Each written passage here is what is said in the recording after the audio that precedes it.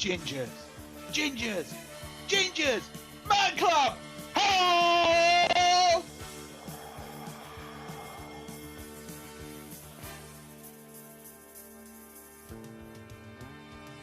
Hi, Ginger's Man Club contains offensive language, adult themes, and life stories.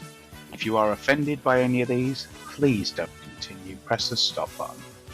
If you do continue, we can't be held responsible. We did warn you.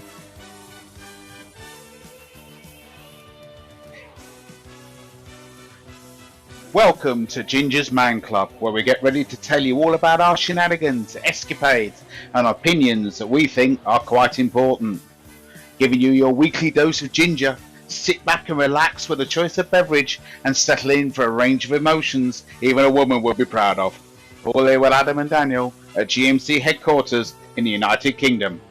Let's get going, shall we? Well, good evening. It's not Tuesday. We're actually recording this on a Saturday night. It's just coming up for 10 to 10. You're listening to me, Adam B, and Dan C on the Ginger's Man Club podcast, bringing you the very best of general chit-chats, moaning, and any other sort of comments and suggestions you may come up with. Good evening, Mr. Dan C. I really wish you'd be careful with how you say moaning. Honestly, the first thing that came into my mind was not exactly what you meant. I was thinking of good mooning, from hello. Good morning. Yes. Good mooning. Good evening and good night. Yes. Yes. Well, what an intro to us. The next episode, a bit of Thundercats. The Thundercats. Who'd have I thought know. it? Oh, tell me, who's your favourite? Go on. Cheetah. Obviously, yes. I think everybody liked Cheetah. You know what? It's funny you say that because I was at a kid's party today, and we were talking. Yeah. Think about where this is going. And we had this chat about music and old TV shows and how they're remaking them, and one of them was Thundercats. And the first thing I actually said to these other two gents that are probably about my age, give or take. And they said to me at the time, I said, so now I've got to ask, did you have a thing for Cheetah? And they went, of course we did. And I'm like, I weren't the only one. Thank God for that. Yeah, everybody did. Probably not. I think everybody probably did because she was bloody gorgeous as a teen, well, as a youngster. And yeah, it was. And then we started talking about old video games and all that type of stuff. And when they sat there and they spoke about Danger Mouse, I mean, for God's sake, nobody can do Danger Mouse like David Jason. No, definitely not. I mean, that was my nickname, was Danger Mouse, because my horse that I had was called. Well, his actual name was Henfold. Yeah, all right. But we ended up calling him Penfold, and I was called Danger Mouse in the end because the pair of us together were an absolute loony pair. I lost count how many times he threw me off, and I just got back on, and just the joys of owning a horse, I suppose. I wasn't rich. I wasn't rich in the slightest. Before you throw that one out there, it's not the cheapest of things to keep, but yes, that was it basically. So yeah, Danger Mouse definitely one of them top ones out there. But I mean, there was Super Ted as well. That was you do have a thing for Super Ted. I have to admit that's your go-to so far has been Super Ted. Yeah, Super Ted was cool. It was, What was the other one? We've had Teddy Ruxpin, haven't we? Yeah. You had Banana Man. Banana Man, nothing beats Banana Man. No, Eric, and when he eats his banana. Yep. Strange thing happens. Yeah, something along them lines anyway. Is it 29 Arcadia Drive or Arcadia Avenue or something like that? Arcadia Drive, I believe. I think it was Drive, to Google it in a minute. Yeah. Banana Man, what a quality show. Yeah, I mean, as we spoke about in previous episodes, kids' TV shows are not what they used to be. That's exactly what they said to me as well. Those two lads I spoke to today, they said exactly the same thing. You don't know what you're watching, you youngsters. You've got nothing. Like He-Man. He-Man and She-Ra.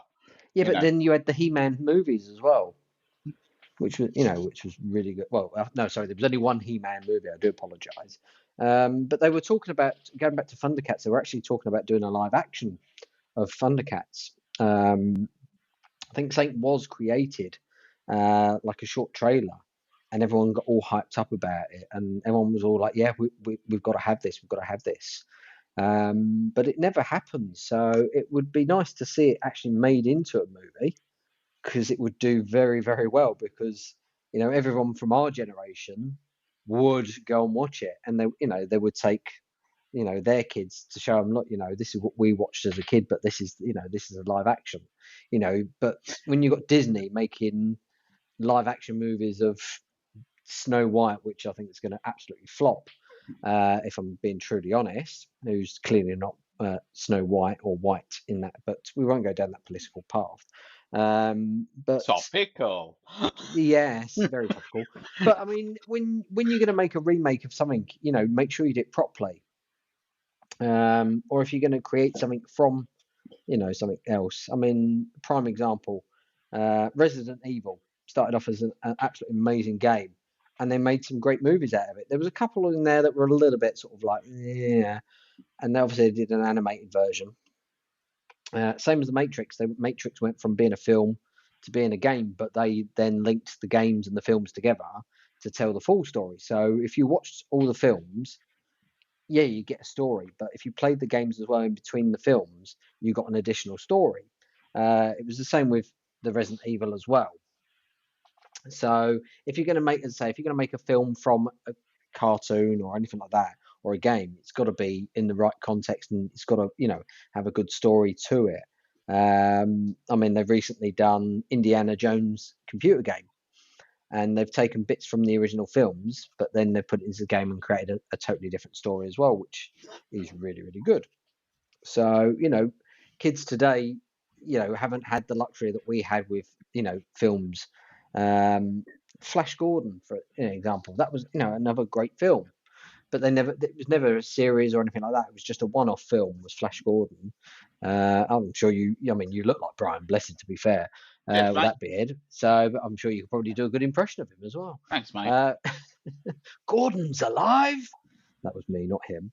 But we had some really good films in the 80s, I must admit. Never Ending Story, even though it did end. I was going to say it did end. Yeah, I think there was about 3 or 4 films of that. So they were good films. Obviously, you had all like the Oz films and stuff like that. So I think are you not going to mention Narnia in this? See, Narnia I don't know. I mean, I never read the book of Narnia. I remember you never read the book of Narnia. No, I mean, do you remember obviously the Lion, the Witch and the Wardrobe, the the TV series? I think we watched something like that in school, didn't we? Which one was that? The Lion, the Witch and the Wardrobe. Oh, it was Lion, Witch and the Wardrobe. There was like everybody's got this idea that the Lion, Witch and the Wardrobe was number 1. It wasn't. It was number 2. Although now I'm trying to think of it. What was number 1 of Narnia? I don't know. I'm sure somebody will tell me that's a big fan of it. I'd have to ask her. It wasn't. It was number 2. Lion, Witch and the Wardrobe was number 2 in the Narnia Chronicles. Yeah, but then you had the original series. So there was the one that we used to watch in school when the big TV used to get rolled out. The big massive TV with the big flaps. It's funny that, because actually it was the first one. I've had a look. It was based I on thought the 1950s. it was, yeah. It was the first book. Yeah. But the then reading the series, yeah. Oh, well, it was number 1. Yeah, it is one for you. I always thought it was second. No, it was. It was definitely. It was always the first one. Was The Lion, the Witch, and the Wardrobe. But as I said, they did the TV series as well. Hang on a minute. While we're live. What was that, Your Majesty? You sure? You want to join us live? No? She's gobbling off about something. I don't know what. She knows that she's either going to be in the wrong, so she's not getting involved. So, I mean, obviously, Lion, the Witch and the Wardrobe was one of them. But do you remember Through the Dragon's Eye as well? Yes, I made the kids watch that not long ago. Yeah, and that, again, another classic series that we watched in school. And kids are not watching anything like this now. I think, obviously, we watched in school was Watership Down. Obviously, the kids can't watch it now. Listen, we were subject to shit at school because do you remember when you used to get the telly wheeled out on a big trolley, right? Yes. And Always you the knew best you're in a good time for this. When you saw that come VHS. out, you're like, yeah, this is time, right? And then they bring someone from the railway line. And then they show you a video of someone getting electrocuted Yeah. to say, don't be a dick, don't point your water pistol at the lines. And you know what? We didn't do it. No, and we had the booklet as well from Ronald Dahl as well. Roll dial, yeah. Yeah, with the railway safety. Quentin Blake, yeah. Yeah. So you can still buy that book. Funny enough, I might have to buy that again because that's a classic. But yeah, do you remember the magic pencil as well? Up and down on about and around You and Me? flick. Yeah, that's the one. You had the little robot as well that used to float around, the orange robot, didn't you? Yeah, I remember You and Me, the two. Yep. And then whenever the pen landed, its back end lit up That's the one. while it Yes. was writing it out. Yeah, You and Me. That was. Do you know what the worst part about all this is? These were broadcast live on television, and the schools had to tape it from live television, so it was all Yeah. on BBC Two schools. Yeah. Which is, for those younger versions listening to us, we only had 4 channels. The schools ever had a TV license, to be fair, for that. Probably That'd be not. interesting. Wouldn't it? No. Probably Right, not. TV license now, anyway. They probably had an exemption of some sort. Yeah. We're an educational establishment. We don't need a TV license. Now do that in your normal voice. No. So yeah, I mean, we had it. To be fair, we had it real good in schools. When you're in school, well, when we were at school, it was like, I can't wait to get out of school and be in the real world and everything like that. You get out in the real world, it's like, I want to go back to school. It was always the way. So it's just madness how it goes. But as I say, kids don't have. I don't think the education is to a great standard now, if I'm being truly honest. I think sometimes it's misconstrued and that's they're teaching the right things, but sometimes it's just some of it seems irrelevant. I may be wrong, but I mean, what we learn at school has made us more, made us the people we are today. Now, I think if kids today were being taught the sort of stuff that they need to deal with in everyday life, proper, about understanding bills, just general life skills. I mean, okay, secondary school you can do cooking. It's got so many different names now. Is it CDT or woodwork? It's got so many different names. But as I say, life skills. They're not. I don't think they're getting the proper life skills that they need to cope with society today. If I'm being honest. No, and I think I had this conversation with someone that turned around and said, I can make your business earn more money. And his idea was to get more staff. And I went, you know what? Never thought of that. Jesus Christ. Sarcasm for anyone that didn't realise. And it's funny that because he said, so what do you think the problem is? I said, I know what the problem is. I said, the problem that you got is that people in year 7 and upwards, which is secondary school level, they are so misguided by the fact that they feel the schools tell these students, if you don't go to university, you're going to fail. Yeah. And you've got people out there that now, in this day and age now, we're starting to lose our tradesmen because we've not thought, well, let's get some tradesmen. And the trades, whether you be a mechanic, a carpenter, or a joiner, or electrician, plumber, I don't know, whatever. And the situation I'm finding as a tradesman myself is that you're tarnished to being thick, and you're not thick, right? No. You're not thick, and it's one of those things that really bothers me. That there's some really academic kids out there, right? And there is, and so there should be. Yeah. But we also have logical kids, and those that are good with their hands, and we don't utilize that. We don't embrace that. Let's be fair. You go to school and you look at the 2 school levels. You've got a higher and a lower group, right? That's just on academia. Right? We shouldn't be doing that. We should be saying, right, you do your first year and you look at what this kid's good at, and if they're not very good academically, all right, which not everybody is, Mm. right, you lean them towards a trade or the trade skills, Yeah. plumbing, electricity. And if they understand and they start to enjoy that, then you've got such a good start. Because the first thing about jobs, and this is what I said to one of my sisters, apart from the subject scenario of do what you enjoy, you do so long at work that you spend a lot of time at work. You may as well go out and enjoy it while you're doing it. Yeah. Because you'll never work a day in your life if you enjoy it. And don't get me wrong, my job drives me mad sometimes, but I generally enjoy it. Yeah. Do you know what? Old Gobshite in the background here. Right, she really wants to be part of this. And she just shouted, "No, I don't." She says that it drives her mad and the rest of us mad. In fact, do you know what I'm going to do? I'm going to open the door because I need her to understand that you can probably hear her. And we should actually put this down as special guest loudmouth Katie from the back. Yeah. Yeah, would you like to point anything out? What's that then?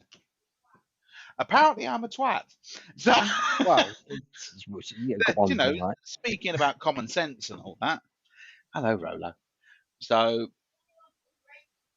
she's hangry. That's the problem. This is what I have to deal with: a hangry woman. Right? Angry one. Yes. No, hangry, not angry. Hangry. Hangry. Right? I would go give her a Snickers, but she'd probably die because she's got a nut allergy. So, or she'd throw it back at you. Generally. So yeah, so she's a little bit stuck for that. She might have to stick with a Mars. Well, miles a day helps you work, rest, and play. That's very true. Yes, that's a very old advert, isn't it? Yeah, it is. But I mean, going back to obviously, with skills and stuff like that. Somebody made a good point to me. If you've got two people that are plumbers, one's been doing the job 20 plus years. You've got one that's just come out of college, university, that's just done it, got all the certificates. I'm being outdone here. Yeah, all right. Do you know what? The worst part is, you do know that this is picking your singing up.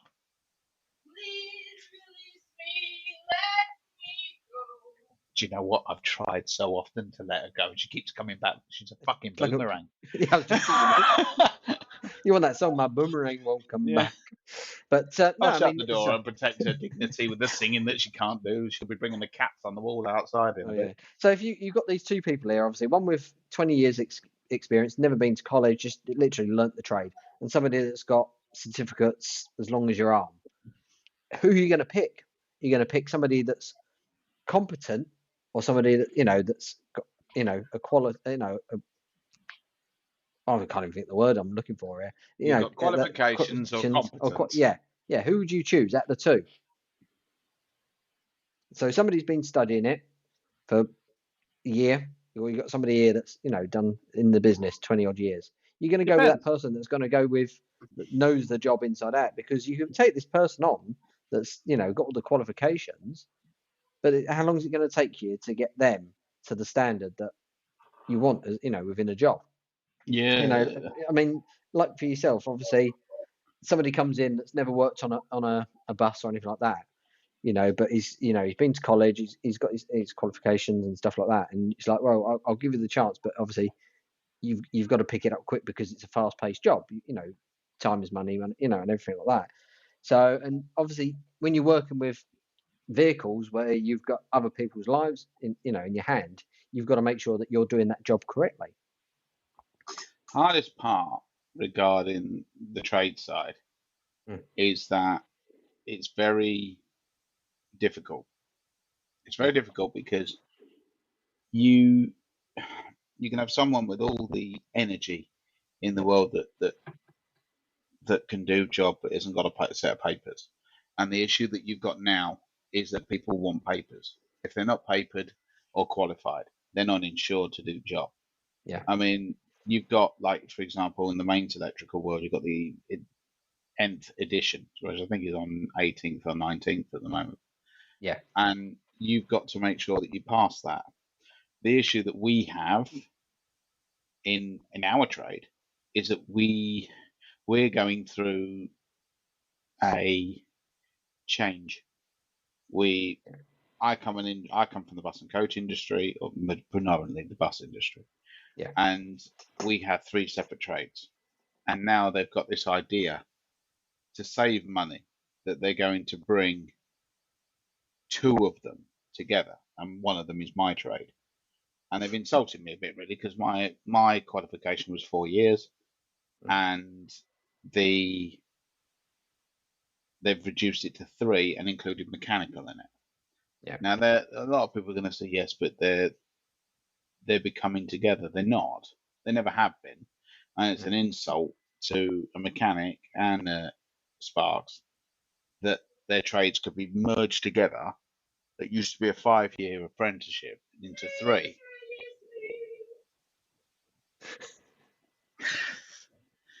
It shows you how live we are. We are incredibly live, and you know what? Yeah. You spoke about it earlier about the microphones and all that crap earlier. Yeah. And this has just picked her up from outside in the kitchen with the door shut. Yeah, I know. Right? Good soundproofing.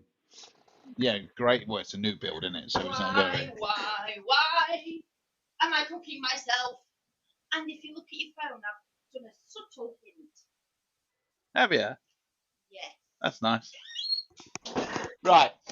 Anything goes on this podcast. Anything goes. Don't- Nothing. Do you know what she's going to be? She She sent me in. She sent me a picture. She sent me a picture of an empty flower basket rose thing, and I'm like, yeah. Now I should clear this up, right? I am not a big fan of dealing with Valentine's Day. Now, obviously, yesterday, as we record, was Valentine's Day. I have been in a relationship with my partner for over 12 years, and you'd have thought by now that she'd have got the fucking hint. Clearly not. So the other problem that we also have is the fact that she believes that I should only show my love for her for 1 day a year and fuck the other 364. Yep. I work the other way around. Fuck her off on Valentine's Day and love her the rest of the year. No. No, I mean, why do you need a day to say to someone you love them when you could say it every single day? Because it's a perfect way of sending your fucking love crush something like Guess Who. Well, Although you can do that at any time that's as the well, luxury you know. of my other half. She doesn't do Valentine's Day. She says she'd rather, rather than Bollocks. spend, she'd rather just Bollocks. go out for a day out or somewhere. Bollocks. No, honestly, Bollocks. There is not a woman out there that does not want Valentine's Day. That's utter shite. No, she doesn't. Bollocks. No, honestly. And if she listens to this, she can fucking message the thing, right? That's rubbish. She will be sat there going, he might just be a fuck buddy at the moment, and we might get on a bit, so I better not make any gentle suggestiveness about it.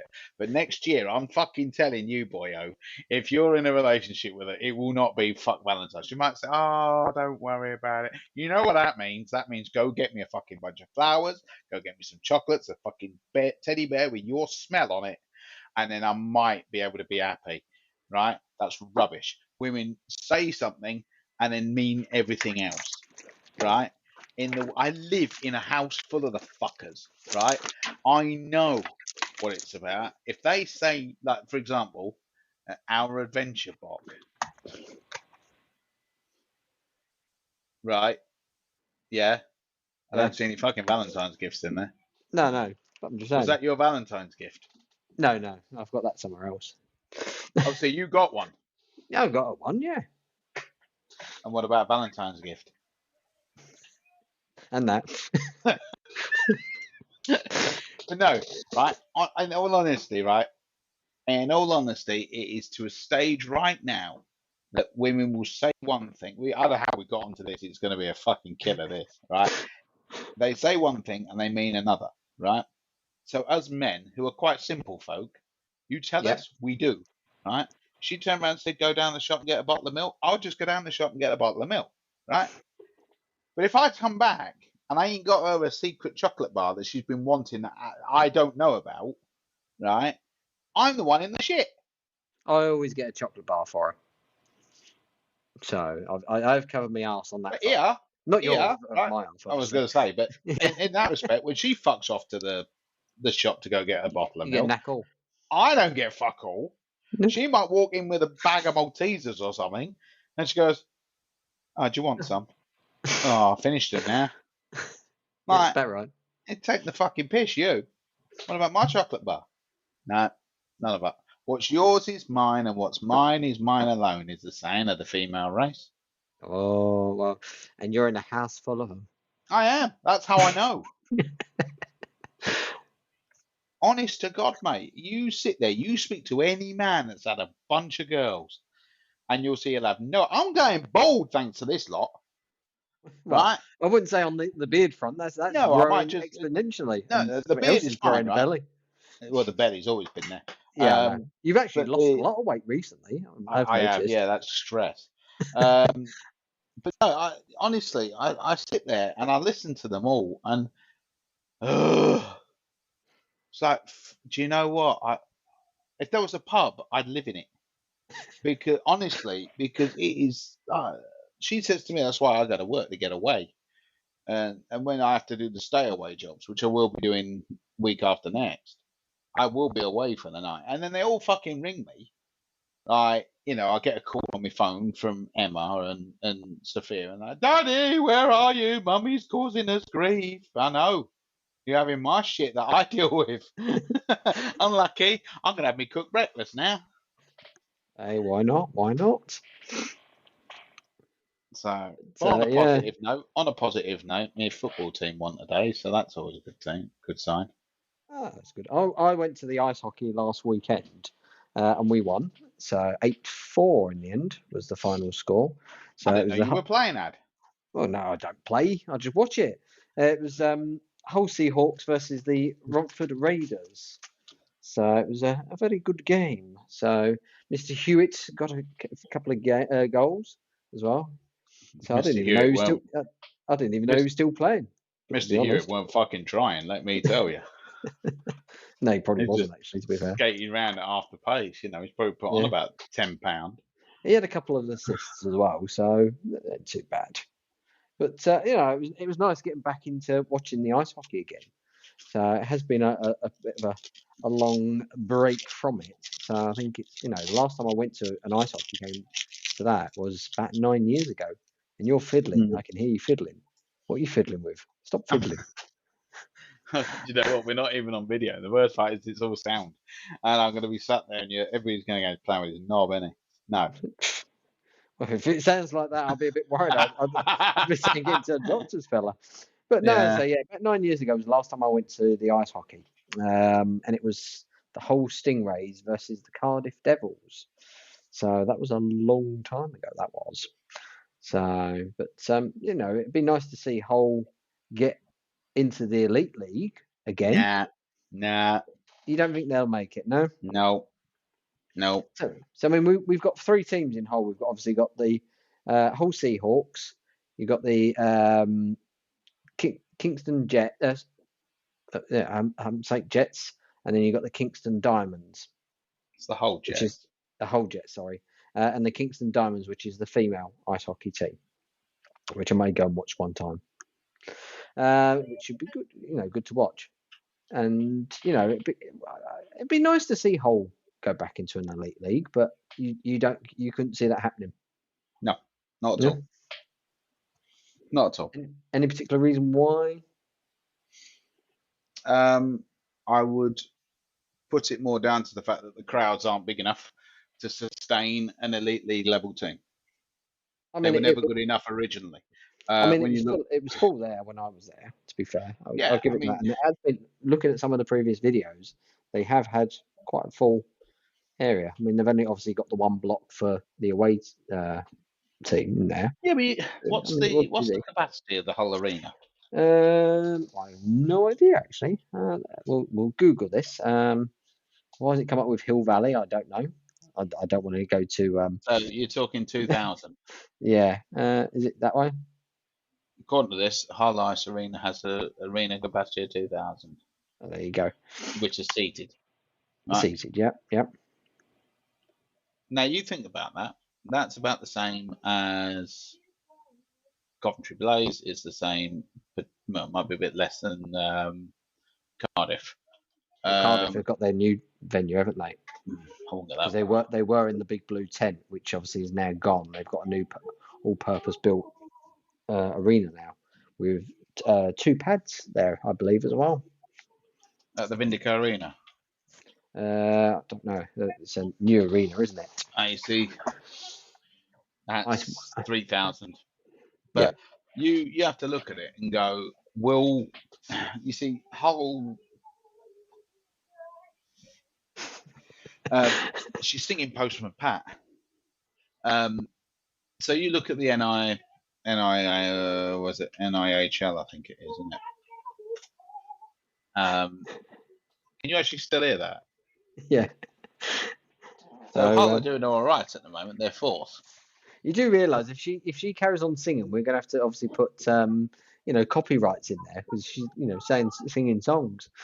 We're going to get monetized here. Yeah, I think we will. Now you look at this. They're 4th. Yep. They're not going to get much higher. Okay.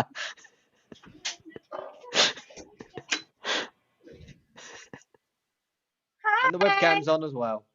Could you please shut the door? I was cleaning, Daniel. Hello. And this is what you have to put up with, is it? Whilst annoying that, I quite like annoying that. This is my thing that keeps me going every day. I just annoy that. Ginger's Man Club with a female. And yeah. Let's have Ginger. You know what I mean? She's got a point there. Yeah, she is Ginger. Yeah. We're going to have to credit you in this. Postman Pat. Was he Ginger? No, he wasn't. He had dark hair, if I remember rightly. Don't shut the door. You're going to get it on me. Hello, boy. Hello. That's the dog for the listening people. Right. It's all right, because Adam can see this, whereas... I didn't forget Valentine's Day. It's just on hold. Till next year. They'll be on hold till again next the following year, yeah. And they'll be hold again. Boy, I know my baby. And she's talking to you there, isn't she? No. She's definitely talking to my German Shepherd. Although it's not mine. Are you, Rolo? Oh, it's mine.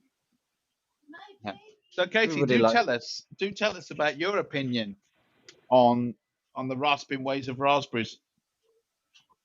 Raspberries? Talk to us about raspberries.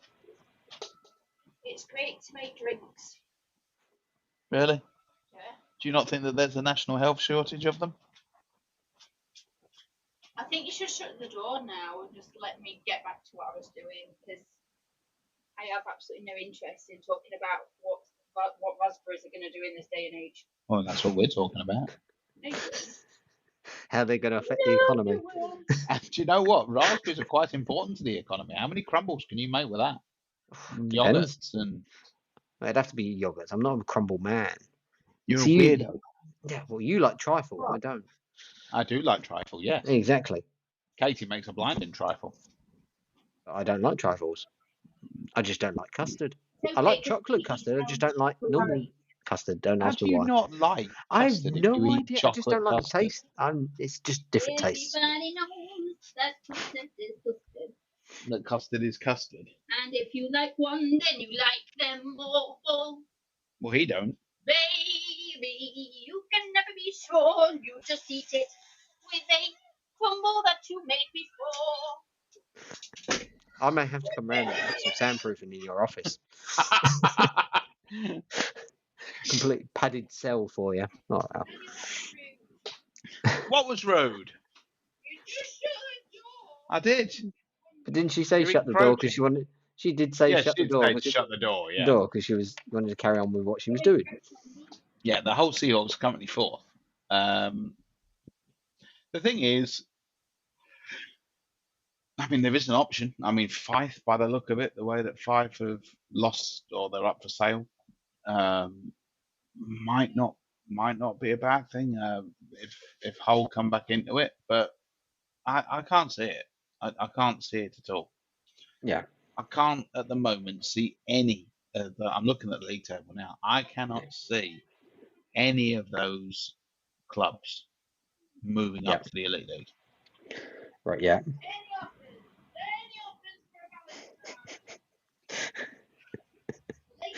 Dear, I'm glad I'm So message us on Twitter if it's Ginger's Man Club, and then message us on Facebook as well on Ginger's Man Club to arrange yourself to become a Valentine for Katie, my other half. I think that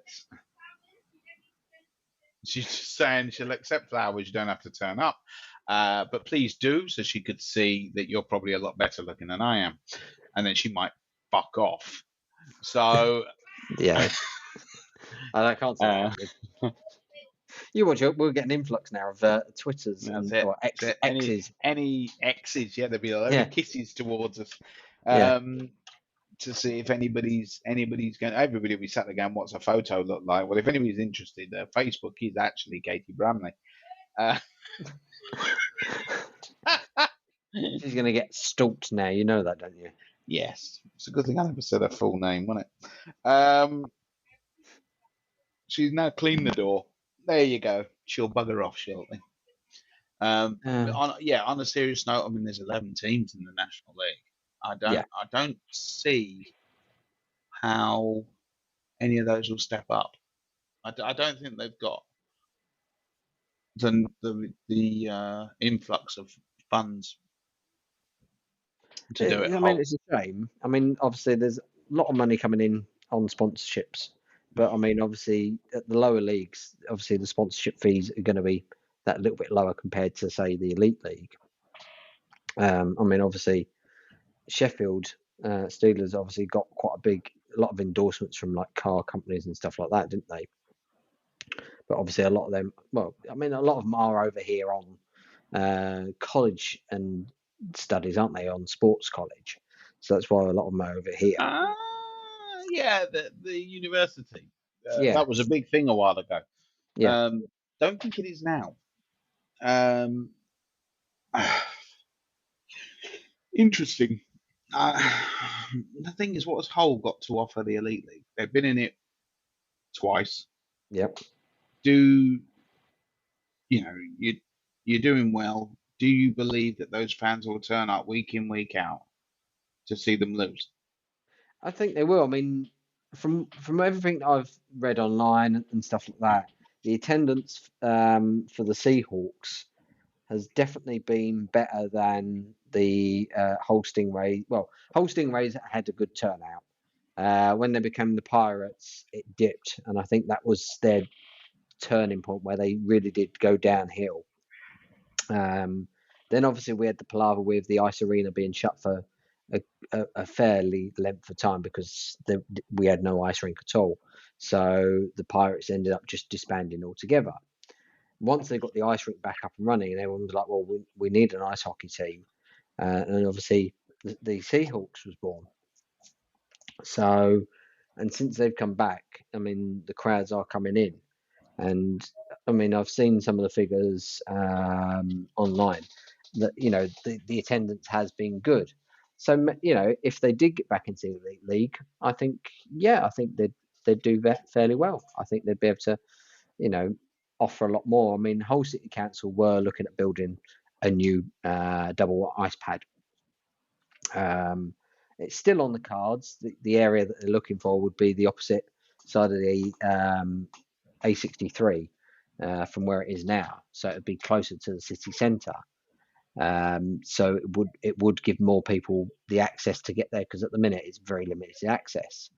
So I think if they do end up building a new pad, I think the capacity will go up, because I mean it's still popular with the ice skating generally. So I can't see why, if we've got 3 teams that are playing, that the people are going to be going. So if they're supporting the Seahawks, you can guarantee they'll be supporting the Jets and the Kingston Diamonds. So there's a good chance that all 3 teams will get the crowds in that they want.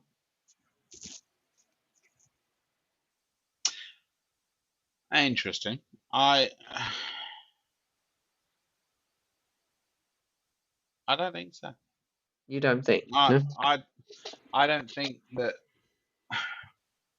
I mean, if you look on Facebook and just look at the general sort of the general I don't chit chat. disagree with that. I mean, if you look at the general chat, are they calling for a team to be put in the Elite League? Well, because what you've got to remember is at the moment your team at Hull has a capacity as a import limit of 4. Right? Yep. And they're not going to be great imports. They'll be better than what's there, evidently, but they're not going to be the best imports. So what you've Yeah. got to now think about is that you've got to increase that wage to 12 imports, Yep. and you're going to import. You've got to bring in young English lads. Are any of those lads good enough to step up to the elite league? You'd love to say they would, but I doubt it. I mean, there was. I mean, you could see the team were gelled very well. There was good communications between them. You know, there was never any time where they didn't have control of the puck at any point. Yes, but you're comparing that to another team at the same level. If you put yourself, if you, listen, I don't want to slam Hull in any way, shape, or form, but Yeah. the reality of it all is, can they do it? Can they bring in people that are competitive Yeah. for the elite league? And the elite league is incredibly strong.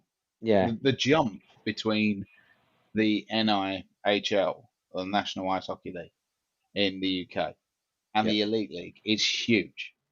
It's years and years ago, you know, when we were watching, we used to have the BNL, the British National League. Yep. And that bit in the middle, when they used to have 8 imports, was a suitable kind of next level. And then they went up to the Elite League, or you went down to the EPL. Yep. And the fact of the matter is, the jump is so large. I don't think that they do it. It's huge. I mean, Guildford struggled. Yeah. when I they mean, did the it. only name I'm just looking through the roster here, and obviously the only name that really stands out to me is Jason Hewitt. I mean, he's obviously been playing for quite a few years now. I mean, he's probably the oldest player. Looking at the roster, I would say he's probably one of the oldest players in the complete lineup. Let's say these names I've never really. I've heard that one name before, Jordan Fisher. I'm sure it isn't that, but Hewitt's the only one that sort of is the only one that stands out. And as I say, looking at him, Well, you'll know David Phillips. oh yeah, Dave Phillips. David Phillips. Dave Phillips, yeah, assistant coach. Yeah. Yeah. So you've got Hewitt as coach. And you've got Matty Davis, I've heard of him as well. Yeah. Matty Davis. I mean, I think that you've got to look at it and think, could Davy Phillips play? Yeah, he's played a lot of it. Well, he's assistant coach as well as a defenseman. So I think that you've got to look. Don't get me wrong. I wouldn't mind seeing Hull back in the elite league. I really wouldn't. But I don't see it. I just don't see it. But you look at the other teams in the NIHL, and there's only right. So you've got Milton Keynes Lightning. They went up, suffered, went straight down again. So it was it weren't cost effective. Yet they had good crowds, and yet they had everything that they needed, but they weren't good enough. And then Coventry played them, right, at the start of the season in the pre-season friendly, right? Yeah. And smashed them 10-1. Yeah. That is the difference. And Coventry's not the best team in the Elite League. No. And Coventry's coming. Yeah, I know that the people are going to sit there and go, yeah, but they didn't have the imports, this, that. Yeah, it's irrelevant. That's the standard that they're playing at. And that is quite in level 2. The difference between level 1 and level 2 is huge. I wouldn't want to put any of those teams up against any Elite League team because they would destroy them. Right, so we played tonight away at Planet Ice against the Solway Sharks. We won 5-6. We've got 9th. Who? Solway Sharks. Yeah, yeah. And then tomorrow we've got the Steel Dogs. Now I know that's going to be one of the tougher games. I know what the Steel Dogs are like. I've seen some of their games and that, and the scores that have come up, and it's they are the Steel Dogs, the Sheffield Steelers B. Yeah. So I mean, and it's there's a fair few Steelers players in there. yeah,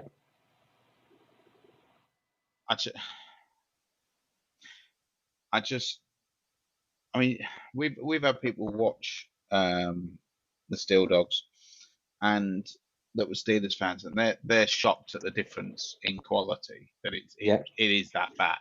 yeah, Or comparing it to the Elite League, it's not a bad standard in general, but when you're comparing it to your top league, it's a bit like saying in football terms, let's compare the Premier League with League Two or National League. That is exactly where the jump is. It's huge. yeah. It's absolutely humongous, and that's something that, I don't think that you've got a great. Listen. Someone's gonna have to come up, because if Fife do disappear, Yeah. then that reduces the Elite League down to 9. But then, Now, I when you mean, look, you've got the Leeds Knights, which again are sort of quite a prominent team. From what I've seen. I wouldn't even say that they're nowhere near ready. And I think they can't come up because Sheffield have got the Yorkshire franchise Right. for the Elite League, so they can't come up. Swindon aren't going to do it. Milton Keynes, they could come up again, but I doubt it. It would reignite their affair with Guildford again. Yeah. But do I think they'll do it? No, because they epically failed on. They were the Whipping Boys a couple of years ago. We spoke about whole Steel Dogs can't go up because of the Steelers. Peterborough, no chance, they won't go up. Romford, not a chance, they won't go up. Telford, not a chance, they won't go up. Solway, Bristol's only just come up to the Premier NIHL. And then you've got Berkshire Bees, and that's Bracknell to the older folk. Yeah. No, there's nobody there. Don't get me wrong. I would love to see some of those teams in the Elite League or an Elite League 2, where you could have a set of teams there that were on 8 imports instead of 12 or whatever. Yeah. Bring the BNL back again and utilize that.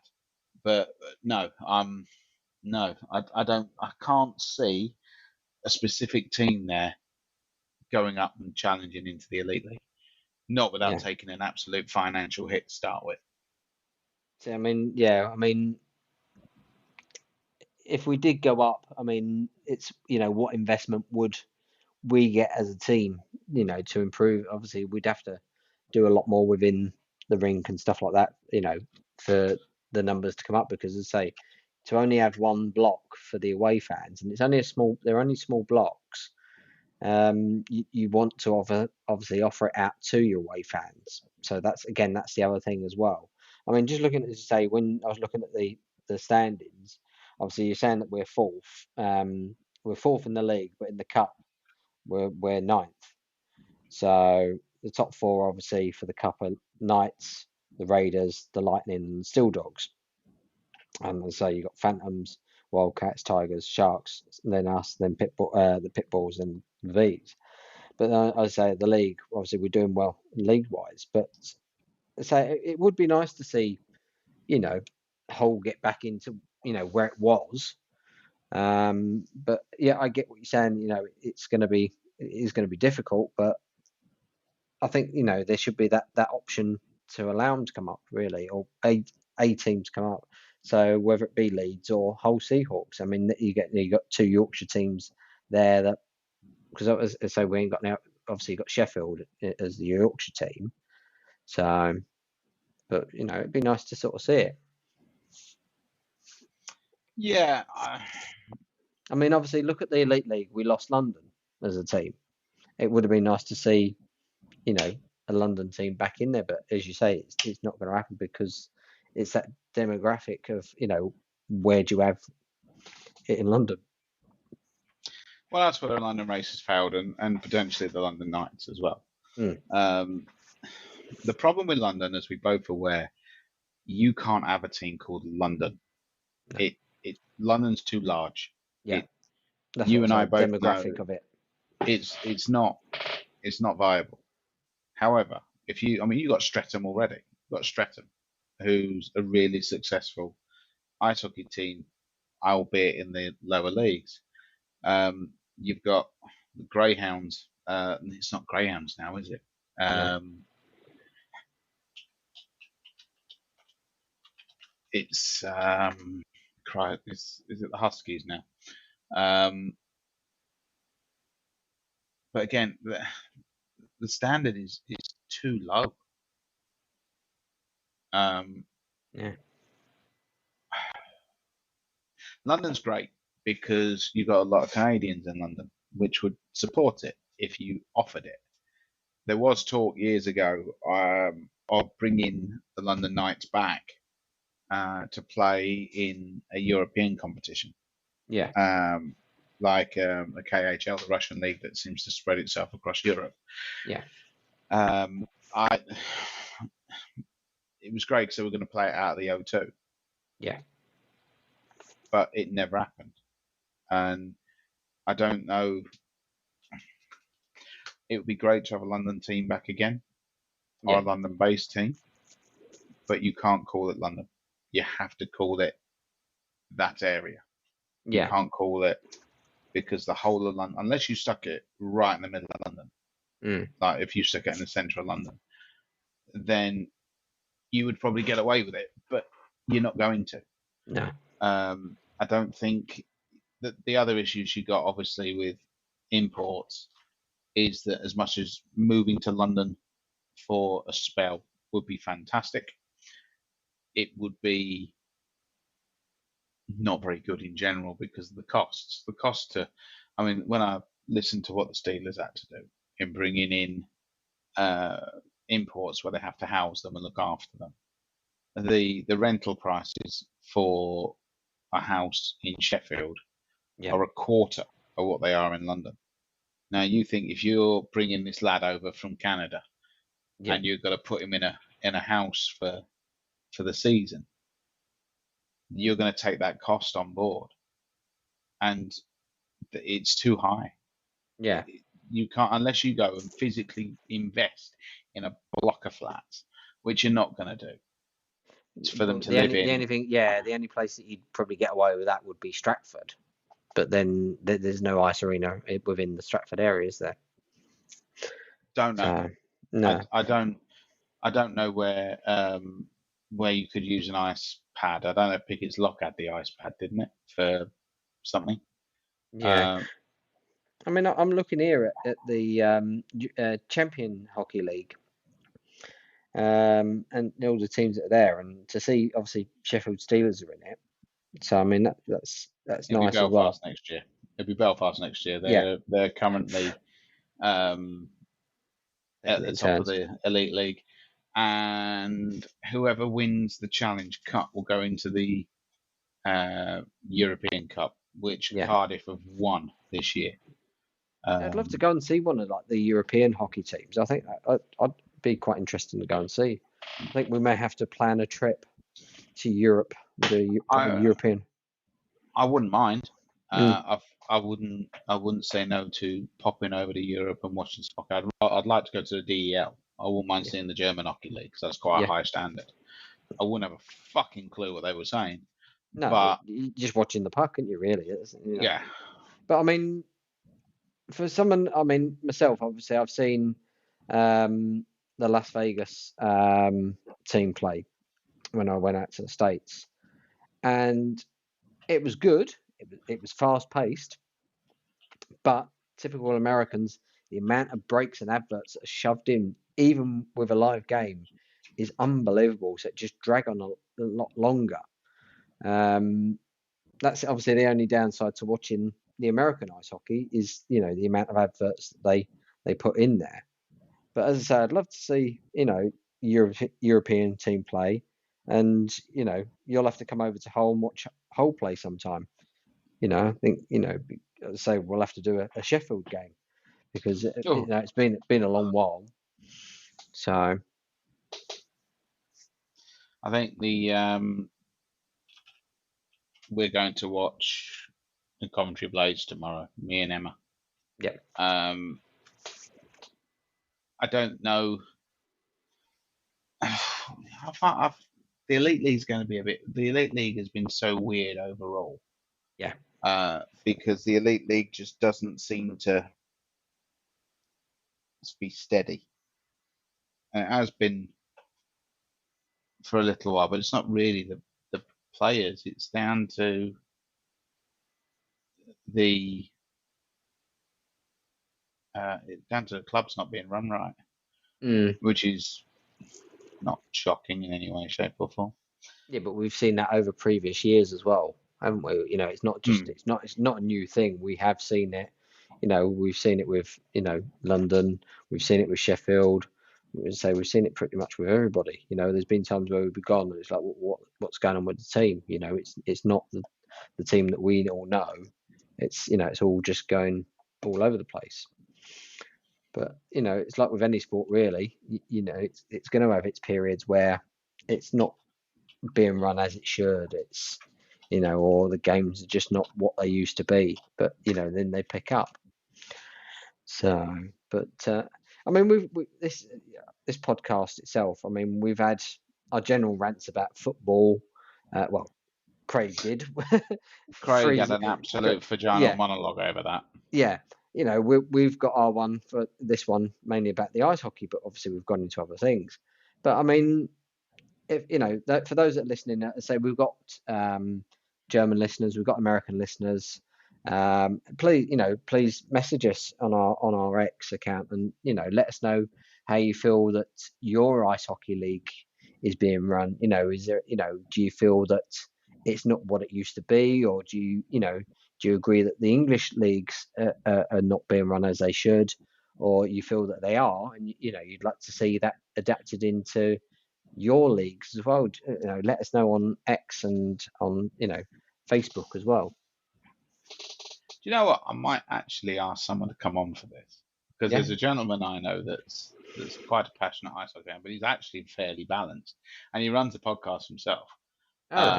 And I wouldn't mind actually bringing him on as a guest. Well, talking to guests, we do have a guest for next week. Oh, do we? Yes, Ryan will be joining us. He's a fellow radio presenter with myself. So he's gone for a bit of a rough patch. I have explained to him what our show's about, so he will be joining us next Tuesday. So we do have another live guest on next week's show. Yeah, when you said Tuesday, do you mean this one coming? Yeah, with this Tuesday. Because planning's really good for me here. I have to make sure I'm available. Yeah, this Tuesday. Yeah, or Wednesday, or whenever you're available. So yes, we do have a guest coming on the next podcast. So be gentle with him. Well, you're always gentle anyway. But no, just what did I do wrong? Well, just our listeners. But no, as I say, I mean, let us know for those listening if you watch the ice hockey, whether it be in the UK, America, Canada, Germany, or just general Europe. Let us know your opinions. We'd like to know, and we'll sort of talk about it a bit more in upcoming podcasts. And so here's a question for you. Here's a question for you. I keep mentioning this in things, and we've never discussed it, and I think it's important that we do. And the important thing here is, what do you think is the suitable amount of time to leave a tea bag in a cup of tea before you pull it out? See, let me just. I'm not going to sit here for 4 to 5, 6, 7 minutes for you to sit there and pretend you're dunking your fucking cock in a bunch of tea. Well, I'd say between 10 and 15 seconds, but I stir it around and then squeeze it on the side and it's in the bin. So within the... What? Yeah, that's me. There's no flavour in that at all. There is. No, there isn't. It depends what tea bags you're using. What tea bags do you use? Well, it'll either be Yorkshire tea, or it'll be... I use 3 different types. Depends what I get at the time. So either Yorkshire tea, Thai food. Oh, you don't. Yeah, now and again. I don't mind Thai food. How can you go, right, from Yorkshire tea, which is a premium brand of tea, right? It's not made in Yorkshire. There, right? Right. To Thai food. If you're desperate, you do. You only get an ooh from Typhoon. You get a Typhoon, yeah. I don't know what ones I've got. You'll be telling me you have PG tips next. I don't. The PG tips are not as great as they used to be. Sometimes I just go for like own brand ones. Sometimes it depends what if I'm just desperate for a cup of tea, I'll just grab what's there and it's cheapest. But my palate for tea is what it is. But then I'm not a tea snob like you that has a teapot with tea leaves. Don't know what you mean. Exactly. We've got to actually, funny enough, you need to come to Hull because we actually have a tea leaf shop here.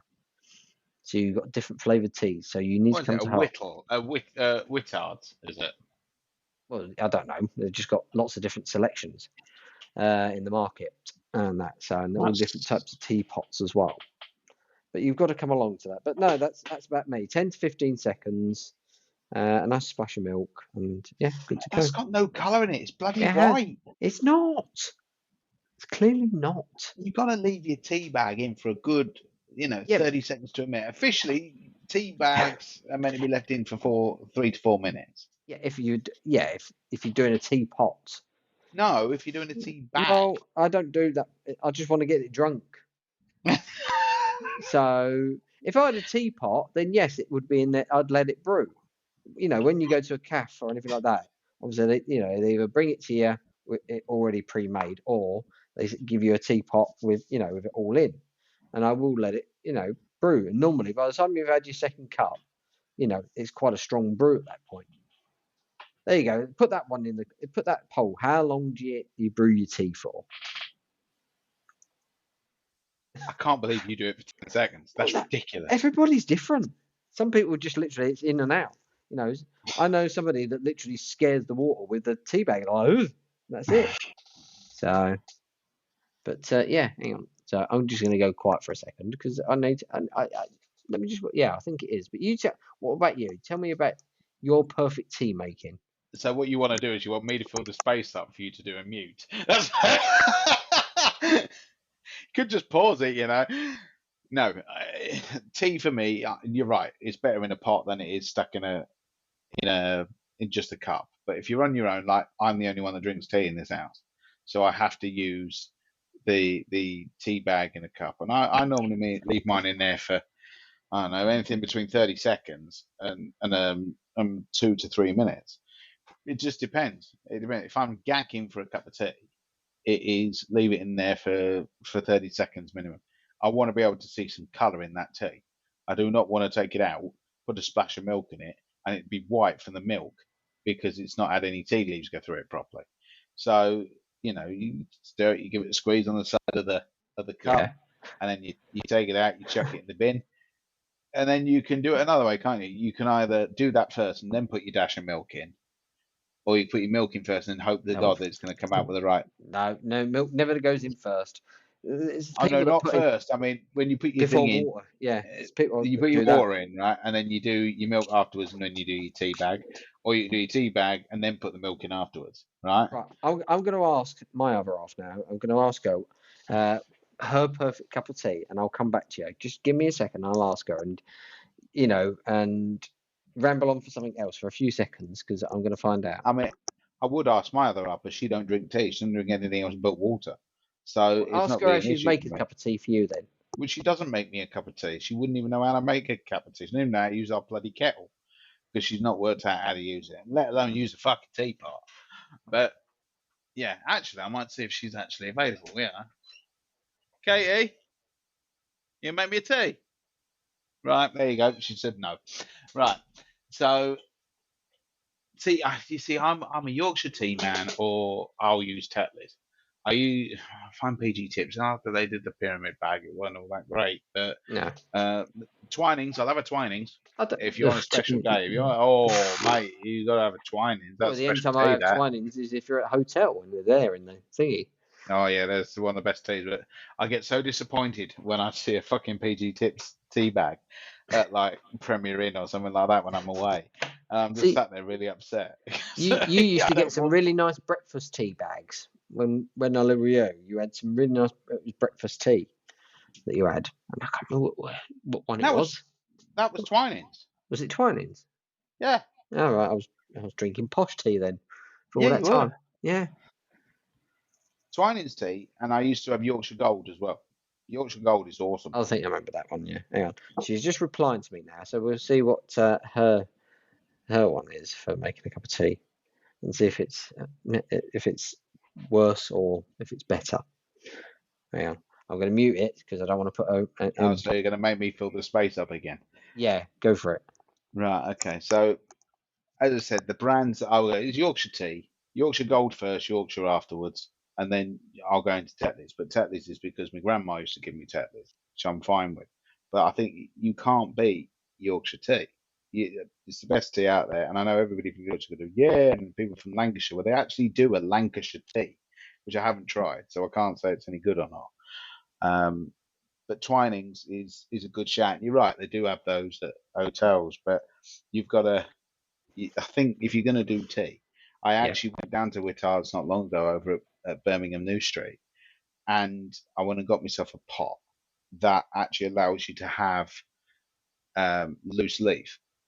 Except for the fact I used to get really annoyed because they put them in this kind of container that doesn't do. The one thing about tea leaves is they need to move. Yeah. And they don't move in these little containers. And then they gave us this. They've come out with this teapot that apparently does 2 cups. It fucking doesn't. It does 1. And it allows the tea leaves to move. And then as you pour it, there's a filter that stops it because apparently you can't buy a tea strainer anymore. Can you not? Well, I'm no, sure I've seen them apparently I've seen them in this place. But she's just come back to me. She says that she pours the water on very, very slowly onto the tea bag, and then she leaves it to sit there while she just gets her other bits and pieces done.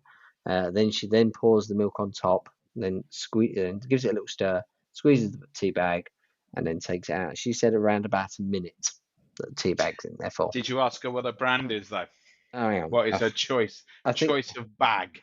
Right, hang on then. Let me just ask. Hang on. As I say, when you used to do the tea leaves at home, you obviously used to put them in, and we had a proper tea strainer because we used to strain it out, and that was really good. So it was a good awesome. tea. You even had your little cozy as well to go over it. I remember. I do. I've got one again now. I found one in a shop here in the West Midlands, and I found it, and it was although the design isn't all for me. I think it's a wildlife scene, but it was a brand I think that Katie likes. It was ironically a bit like the Forgotten Roses that I forgot to put in this canister for her with a picture of a fox. I think it's the same manufacturer, but I can't remember what it is. And which will go down well because I can't remember the roses either. And I think if you're going to do tea, you've got to do it right. If you're going to do a pot, you've got to do it right. You've got to do it loose leaf tea. You've got to have a spoon for the pot and a spoon per person. In it goes. Bob's your uncle, Fanny's your aunt, and Dick's your cousin. Yep. All right, then here's a question for you. What is your favourite biscuit for a cup of tea? I'm not talking Dunkin', just general tea biscuit.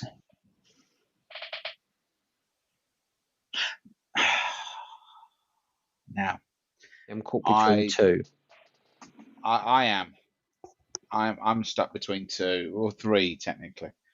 If it's not for dunking, if you're not meant to dunk it, then I'm going to go with a Fox's Crunch Cream, right? Because they're absolutely phenomenal, and I'll munch through a packet of them without even thinking about it. But if you're going to dunk it, there's a fight between 2 on this. Yeah. Because I will happily have a digestive, which I think is the basis of all basis biscuits, right? But I love a ginger nut in tea. Yeah, but they can take the hence the gingers we are tough. They last that little bit longer. I honestly, honest to God, I love a ginger nut in a tea, and that is the biscuit. Before anybody takes that the wrong way around, I love a ginger nut biscuit, and I also love a digestive as well. So a rich tea I could deal with. If I had to and it was there, I would do a rich tea. But if you're talking premium biscuit dunking, goodness, then you're looking at a ginger nut or a digestive for that. I'm waiting for you to just break into song from like 2 pints of lager and a packet of I'm crisps. not doing it. I'm not doing it. I mean, I biscuit wise, I'm not a dunker, I'm afraid. But I do like a good malted milk. I do like my Moo cow malted. biscuit. Yeah, you can't. I don't mind dipping them in milk occasionally, but yeah, malted milk. And I'd say probably a hobnob. Chocolate hobnob, yes. Yeah, chocolate hobnob. Yeah. So I've just asked her what. So her favourite tea bag is Yorkshire tea, and I've just asked her what her favourite biscuits are. Let's find out what Now, her you favourite see, biscuits as are. a Lancastrian, that's lethal to admit that. That is absolutely lethal to admit that as a Lancastrian to liking something in Yorkshire. All you've got to do is look at Weiss and Gromit at the difference there. So she's like, "Ooh, I don't do Dunkin' biscuits." She doesn't like crumbly biscuits in her drink. So she didn't clearly answer the question that I asked. I did ask her what her favourite biscuit was because I did say for Dunkin' or just for eating. So I'll wait for the response on that. So I don't mind a bourbon. Yeah, I like bourbons. Yeah, I'll custard have a pink creams. wafer. I've Don't gone like off. custard creams. See, I've gone off pink wafers. The old Pink Panthers. Yeah. Yeah, I've gone off them. But we got a Deliveroo the other day, and we ended up with one of these Tesco 4-packs of separate biscuits in one packet. And I think one of those nice biscuits. Do you remember them? Yeah. They're in there. I think the malted milk's Were from they their nice Moo or Cow biscuits. nice? I don't fucking know. So Nice to me because they well, were nice. Yeah. So do you remember the Family Circle biscuit pack? Yes. Yeah. Or when you used to be able to go to your milkman and get broken biscuits. No, I never really had a milkman I did have a milkman, not sexually, clearly. I was a child, but I remember used to pay, and do you know what? I remember paying a milkman for the week's milk for £5, right? You wouldn't get that now, would you? No, you wouldn't. And I remember every morning he used to knock at the door with his leather bum bag, so to speak, and I'd pay him what my dad had left out for the milk for every Saturday morning. I used to pay him. Lovely fella. Yeah. But I don't remember that. But you see, people used to get cream soda from the milkman and bread, and that's something I never got. I think we were just boring, and we only ever got bread. We only ever got milk. But you see, now here's another question for you then. Go on then. What milk? Well, I used to be full fat, but I'm semi-skimmed. But just one last second on the biscuit. She said her favourite one would be the jam and cream. So not Jammy Dodger, the jam and cream ones. You know the one I'm on about? So the cream so it was a double layered biscuit, had the cream, and then it had a little bit of jam. Are they not Finny swirls or something like that? No. Just jam and cream. Hang on.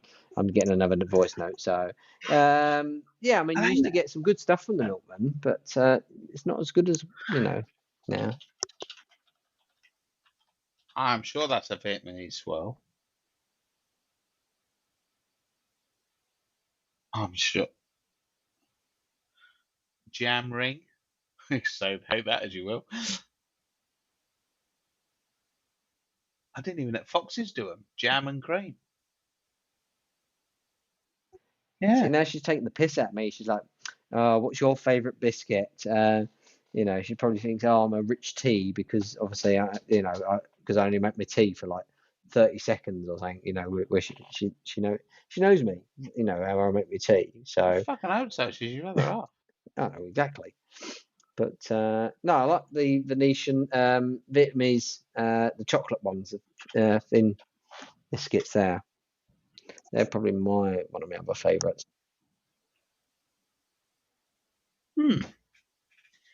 After 6 episodes, we finally got to the biscuit question, the tea and biscuit question. You know what's really upsetting? Go on then. Go on. What's upsetting? I've actually put that in the next week's startup segment. Oh, never mind. Not one fuck's given. No, that's what it's all about. Is it? It's the 7 P's, isn't it? Yeah, just sat there and I'm like, oh shit, I think I've actually put that in next week's theme. You'll have to change it now, won't you? Oh, well, I've already just fucking dealt with it. Ah, tough shit, isn't it? That's a you problem, isn't it? I can't believe that. I'm checking now because I want to make sure that I haven't actually done that. So I think I have. See, this is all our planning. So everyone listening in, it's never scripted. This never in a million years is it ever scripted. So as he's concentrating. I am generally sat here looking.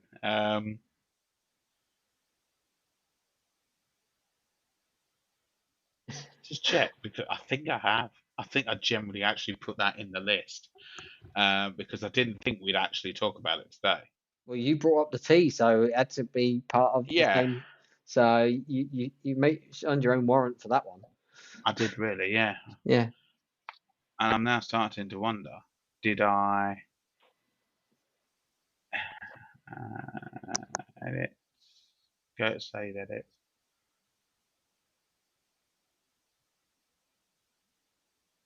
Hang on a minute. I'm generally sat here now thinking, fuck, I'm gonna have to redo that.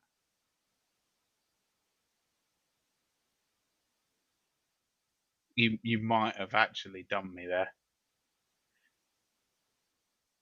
I love the fact we still got the intro for the issue for man boobs on it. Oh yes. Well, my other half says she does love malted milks, but she likes malted milks with like ice cold milk. So it's a good one. I mean, who does cookies and milk now? Really? I mean, I know it's an American thing, isn't it? Having cookies and milk. Yeah, it is. Things like Oreos and milk. It's just not. It's not me. It's not something I'm overly keen on. That's the chair creaking, not me. Even though the way I'm feeling, Lying bastards. The way I'm feeling at the minute, I'm quite surprised I'm not creaking, because I'm in a bit of pain at the minute with my back. It's called old age. That's what it is. Dan's the one that gets rammed into, and I'm the one that suffers with back pain. What's going on? So going on, as I say, talking about ramming in the back, what was the outcome from our last episode of you being rear-ended? Look, I've done it. Here, look. Welcome to Ginger's Back, where you get to hear all about our shenanigans, escapades, and opinions on a lot of topics, ranging from politics agenda, life as it was to now, and what's the best biscuit to dunk a cup of tea, right? Yeah. I can't believe that I wrote that. You didn't even know about it, and now I'm gonna have to change that. Although I am keeping the bit about the sex toys with the husband, right, in it.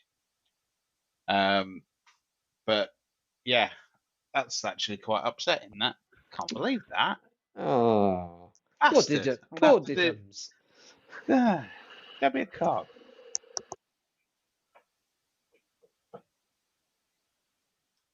I've just had me mate in.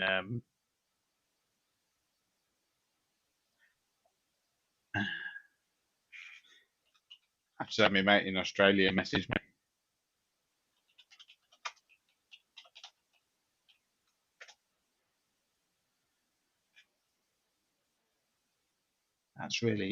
Oh man, I can't believe it. After all of that, I'm gonna have to edit that. You bastard. So what was the outcome of your shenanigans with being rear-ended then? No, still sorting it out, mate. Is he denying it or? Oh, I don't know. I've sent all the video evidence. I said the video evidence I still think is quite funny as hell because the fact that we're talking about a parking fine and yet I've just gone and got one. So yeah, I'm I'm very all over the place with it, to be honest. Fair enough. But I'm just trying to find if I've got.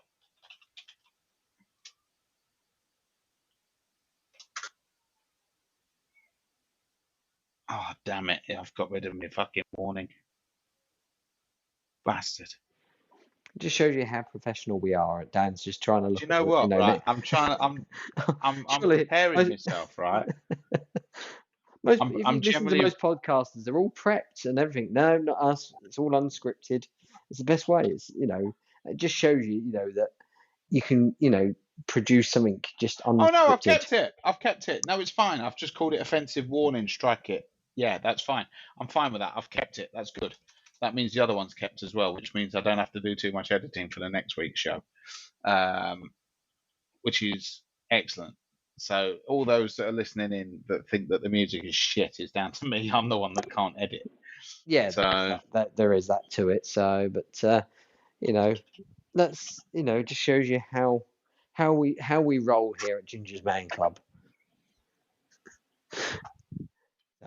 We've yeah. gone from your missus in the background singing away to you just not knowing what show we've got planned and everything like that, and me just hanging I here love the crinkling fact. chair. I love the fact, right, that you've just chucked a guest on at me mid-flow in the middle of the.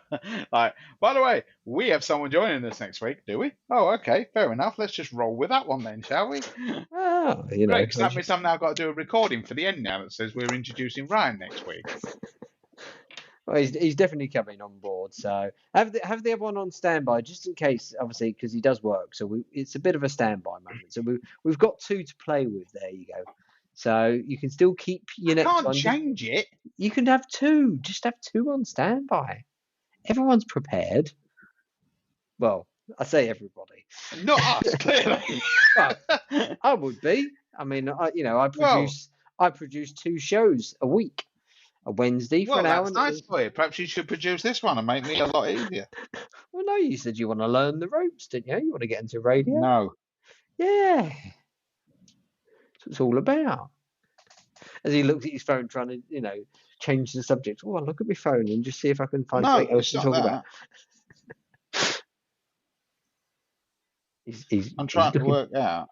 Oh God, here we go. He's having a look. I wonder if it's because we're on it. Yeah, he can't see it. No, what he's doing is he's looking for a certain thing. I think it's because we're actually on it. I think that's what it is. Yeah, we are. We're on it, and that's why he can't see it. Is he trying to join in now? Is he? No, he's he was trying to listen to the theme before it started. The mock-up theme of what these people have just listened to that I haven't actually put together yet. But I think it's because I'm on the project, or we are technically on the project, so it won't do it. Yeah. But yeah, you'll probably listen to this one and go, "Is that about me?" Yes, Mr. Garlio, it is about you. We could invite him in for the last 10 minutes of the show, just to see if he wants to have a quick chat. We should be able to add him in, I think. And do you know what? I'll ask him. Yeah, we'll try and have a guest for the last 10 minutes, which will be interesting. Hang on. Getting him. Our first guest, our first international guest. International guest, yeah. Yeah. Hang on, I think he does actually. Hang on. I'm keen to listen. Right, well, do you want to join? Oh, this could either go one or 2 ways, really well, or a complete car crash, which you're good at then. He'll probably just sit there and go, "What the fuck's this about?" I have to explain to him for the first 10 minutes what we're actually on about. Live and unscripted. It's the best way, live and unscripted. Hang on, I'll see if I can invite. How do you invite people? Do you know what? This is brilliant. There it is. The big invite button at the top. Gotta be. Right, sort of gives it away, doesn't it? Invite. Yeah, the big at the top. We are so professional. It's unreal, right? So I'm going to make a cup of tea now. I'm going to leave my tea bag in. There you go. So just for you, that's what I'm doing. Everything's good here. So I'm going to leave my tea bag in, just it gives you a bit of, you can say, well, now taste the difference, and I'll let you know if there's any difference in taste. I've just generally lost which one is our screen. There we go. I've got 2 screens in front of me. Oh, yes, Mr. Garley has just said he's following us. I've told him to fucking click the button. This is awesome radio that you'd never have thought that would go wrong in any way, shape, or form. It's only the best, isn't it? It's And the worst part is I don't actually edit these at all.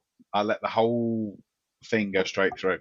Well, that's the whole point. That's the good thing about, as I say, with us compared to other podcasters is, we're not going to sort of sit there and go, right, okay, we'll take that bit out. We'll take that bit out. We want people to understand who we are and the crazy shit that we just talk about and do and stuff like that. And that's the best way forward, I believe. Yeah, you could say that. And people start to go, what the fuck are these tits on about? Yeah, just generally. And so that's what we're saying. So this gentleman that's joining us next week, or next podcast, or in the next 20 minutes, in the case of the people listening, if they're on a binge watch, is. So we're going to be talking about life experiences. So we're going to be going back to the original thoughts of this show, which is good actually, because we're going back to our roots on what we stand for and what we're going on and what have you. And I think that's really good to do, to be honest. Yeah, we like a bit of variety. We don't want to, make it too morbid, but then obviously, we're still talking about what we've been through. There is at times, and the good stuff that we've done and we want to do, and everything like that. And obviously, the crazy lifestyle that you lead. Me? Yeah. Me? I don't do anything, spontaneous. You know what I mean? Like get a tattoo or, or anything like that. I was just about to say, aren't you the person that decided to put some poison in your skin? Like, aren't you the man that decided I'm going to do a drawing and I want some young lady to draw it on my leg? Leg being one that you walk on, people, not the one that most men think of. Yeah, well, as I say, it was a midlife crisis, and that was what I wanted. That's what I had to do. It's not really a midlife crisis, is it? Really? Well, I think you're going to have one soon. No, I ain't got the body for a tattoo. Well, I didn't state a tattoo. Just doing something crazy. I could see you doing skydiving or a bungee jump. No, not a fuck. Terra firma. Fucking hell, he's here. He's here, look. Oh, he's God. fucking here. He's live with us on fucking line. A man across the pond. How are you? Good morning. Well, for you, not. G'day. Yeah, g'day. Hello. I love the fact, right? I love the fact that we are an hour and 26 minutes into this podcast, and suddenly we get a man from Australia just pop in. Right? It's brilliant. I'm not actually from Australia. That's the thing. No, you're not. You're a Londoner like us, but you've took the wise decision and left this country and told us all to fuck off. Why don't you explain to me what this is all about? Because I don't know, and I don't know if I'm allowed to talk to you, is if I'm talking to my mate, or if I've got to be right with my radio voice because 1,000 million people are listening. I don't even do my radio voice on here, so you're perfectly fine. Anything goes, no holds barred. So just let it rip. Okay, great. I've been dying. No, I can't do that because I'm naturally quite rude. I can't do that. What? You are aware that you should listen to episode 3, right? Because that's pretty shit. So yeah, basically, to the audience that's listening in, which would now have gone up tenfold because Mr. Guiley has actually appeared on this. So you know what I mean. We're going to have a lot of listeners because he'll probably throw this out there. And go, I've just jumped on a fucking podcast. Here I am. Listen from 1 minute 25. Forget the other bit, right? But, so how are you then, you gorgeous man? Oh man, my whole life has been taken up by my new level of experiencing fatherhood. So yeah, that's my life. Like, what is sleep? That is the question. What is sleep? Like, I've forgotten what that is. Yeah. I have noticed you've got a bit of a twang on your accent now. You've been out there that long, you've got a bit of a twang going. It's year 11 now. It's been it's the quarter of my life. But when I talk to my dad, it all comes back to the way it was supposed to be. It's like a default. Yeah. But because I'm in sales over here, I find there's only 2 types of customer in Australia: the ones that like the English and the ones that don't. Yeah, I'll agree on that one. Yeah. So as soon as you realise that they like you, if they call you, oh, it's a British man here, you're like, oh, that sounds marvellous. How's about a cup of tea? You know, We're just talking about tea. Right, okay, now you've mentioned it, right? You've mentioned tea, right? How long do you leave your tea bag in your cup for? I don't take it out. Oh, well, there you go. There's another way. And what's your biscuit choice?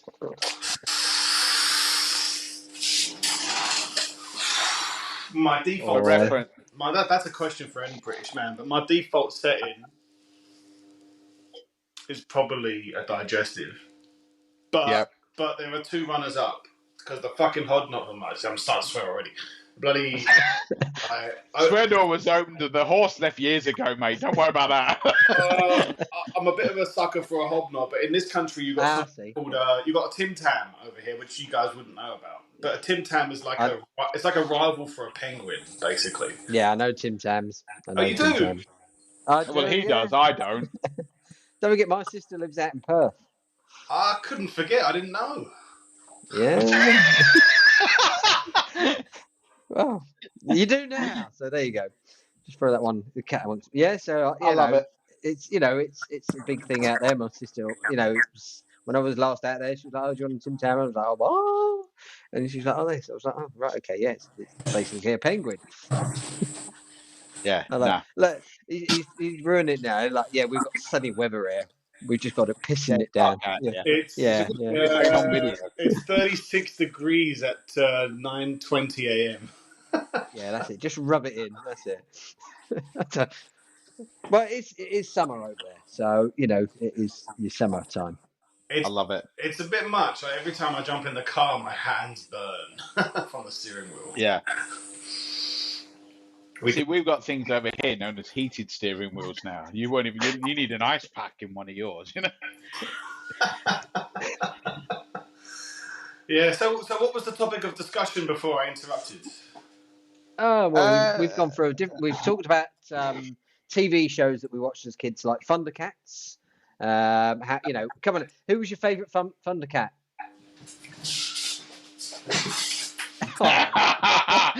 I know the answer to this. Because I know he was a big Thundercats fan. He still is a big Thundercats fan. I feel kind of jealous. Just for he's got a better chair than the pair of us. He has actually. He's even got back support on it. I know. Right? Just to point out that actually Richard just disappeared to go get something rather large. And it's not his penis. Give me a clue. Ask me the question again. Okay, who's your favourite character from Thundercats? He owned this. Oh, fuck. I better turn the away.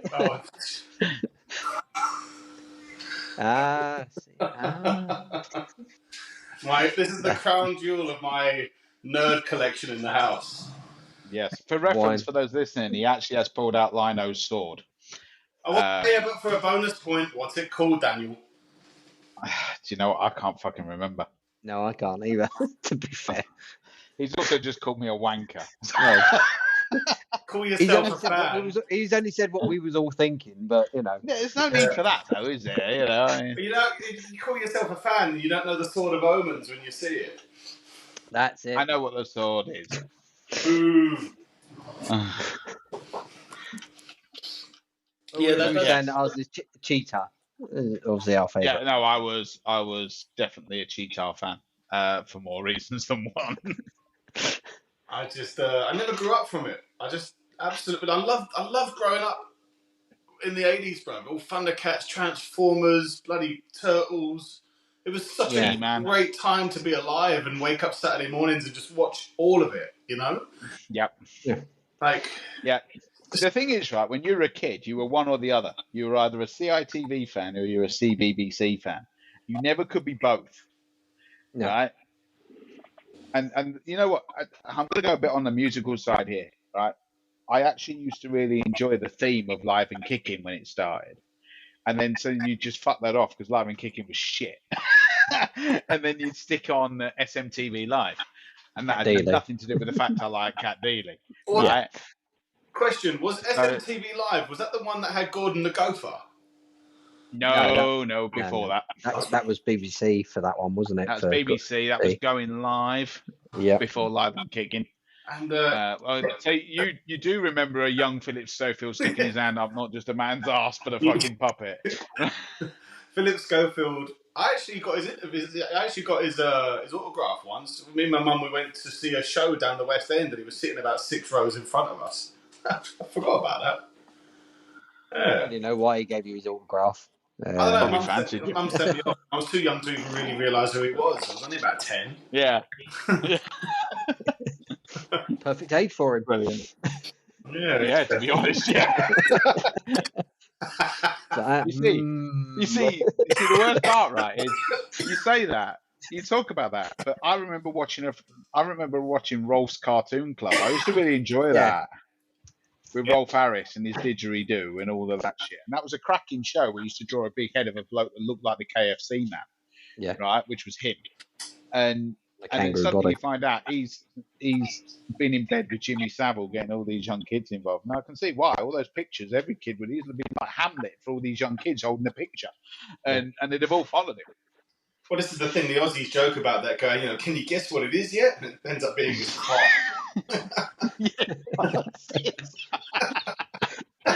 It so was his knob. There's no doubt about it. He was a staple, though. He was like Crocodile Dundee or Steve Irwin. There were certain things the British people needed just to be able to relate to Australia. He was one of them. He just was. Yeah, he was. Yeah. He might Dame Edna. What was it? Dame Edna? Everidge? Dame Edna Everidge. Yeah. Oh, Dame Edna, that tranny with the big glasses. Glasses, Yeah. Let's see, Dave Edna now is probably... There's so many Dave Ednas now. These days you can identify as a lamppost if you want. The world's gone bonkers. Yeah. This is international now. We're not under GB law, so we're fine. Because what you've got to remember, Rich, back home here, if we say anything bad about the government, we are put in jail for 3 years. But yet you go and rape a child, you can walk out next day. Well, I identify as trans slender. That's what I got going. Yeah, I'm fucking with you, son. I'll just stand in the middle. No, it's there's a lot. We just have to dish out a lot more respect and be a lot more politically correct. And there's a lot of. I mean, I don't know how we even got into the subject. This is me running my big mouth, but it's just constant. So you just got to. And because I'm into sales, and every day is a fresh start of a new person, you have to just kind of be completely neutral because you never know who you're going to meet. Yep. Yeah. Oh yeah. I mean, to be fair, Rich, you've kept it a lot cleaner than what Craig did in the first 5 minutes. Trust me. Yeah, to be fair, you actually done really well. What did Craig say? You know what Craig's like. Should I run the podcast? I don't think we didn't get a word in edgeways for at least 10, 15 minutes, did we? He had a right. Sat there like, okay. Yeah, honestly, he had a vaginal monologue about fucking Spurs, right? And it's like, what the fuck? But no, I honestly, the start of this podcast was basically to give a voice on what happens in male life, and we started it off. And those that have listened to the first two, forgive the fucking editing. I was shit then. Still are. We started this idea off that if we could let people know that they're not on their own, right? When they talk about things like the other week, I found out that the phone company went down on for the business, and they'd taken a load of money and ran with it. And it was really interesting to hear about the child maintenance service. This bloke had gone through what I'd gone through, and generally you think you're on your own when it comes to the CSA or the child maintenance service. They're a bunch of cunts. And it was so refreshing to hear that somebody else actually went through it like I did. And then you talk about life in general, where, you obviously you have been mentioned in this before about seeing me go through with what my ex put me through. Mate, we're not going to wait. We're not naming them, right? We're not naming them. No. Right? That's the one thing I will say. You've suffered, right? We don't name them. Like you've actually gone through. You were the original person who taught me what sorrow could be. Like it happened to you first. And we spoke about the impact that it had on me and the shell that I became. And you know what? If somebody else is going through that, and they listen to this and go, it's not just me, we could have saved someone sticking a rope around their neck and fucking flinging themselves off a bridge, right? And if that's something that we've done, by somebody listening to this and thinking, "Fucking hell, these two daft idiots and the guests that they bring on are talking a load of shit," because that's exactly what us blokes talk about, a load of shit, right? And if they feel that they're part of this conversation, and it makes them think, you know what, I'm all right, I'm actually okay, we've done our job. And that's what this part is, just to basically just get it out of you and just go, yeah, women can be arseholes. Honestly, if you actually listen to the earlier part of this, I was talking about how women say one thing and mean another. And it's so fucking annoying. Like, if you go down to the shop, I'm saying it again for the repeat, right? But if you go down the shop, and she says, go buy a bottle of milk, and you go buy a bottle of milk and you walk back, I guarantee you a fucking English girl will respond with, where's my chocolate bar? She'd tell you that you needed to buy her a chocolate bar. You have to remember. And that's a fucking wind up beyond belief. Yeah. Now, obviously, you don't have this. Now, you're a married man now, and that you've settled yourself down. The thing is, my wife's lactose intolerant, so she doesn't get no chocky bar.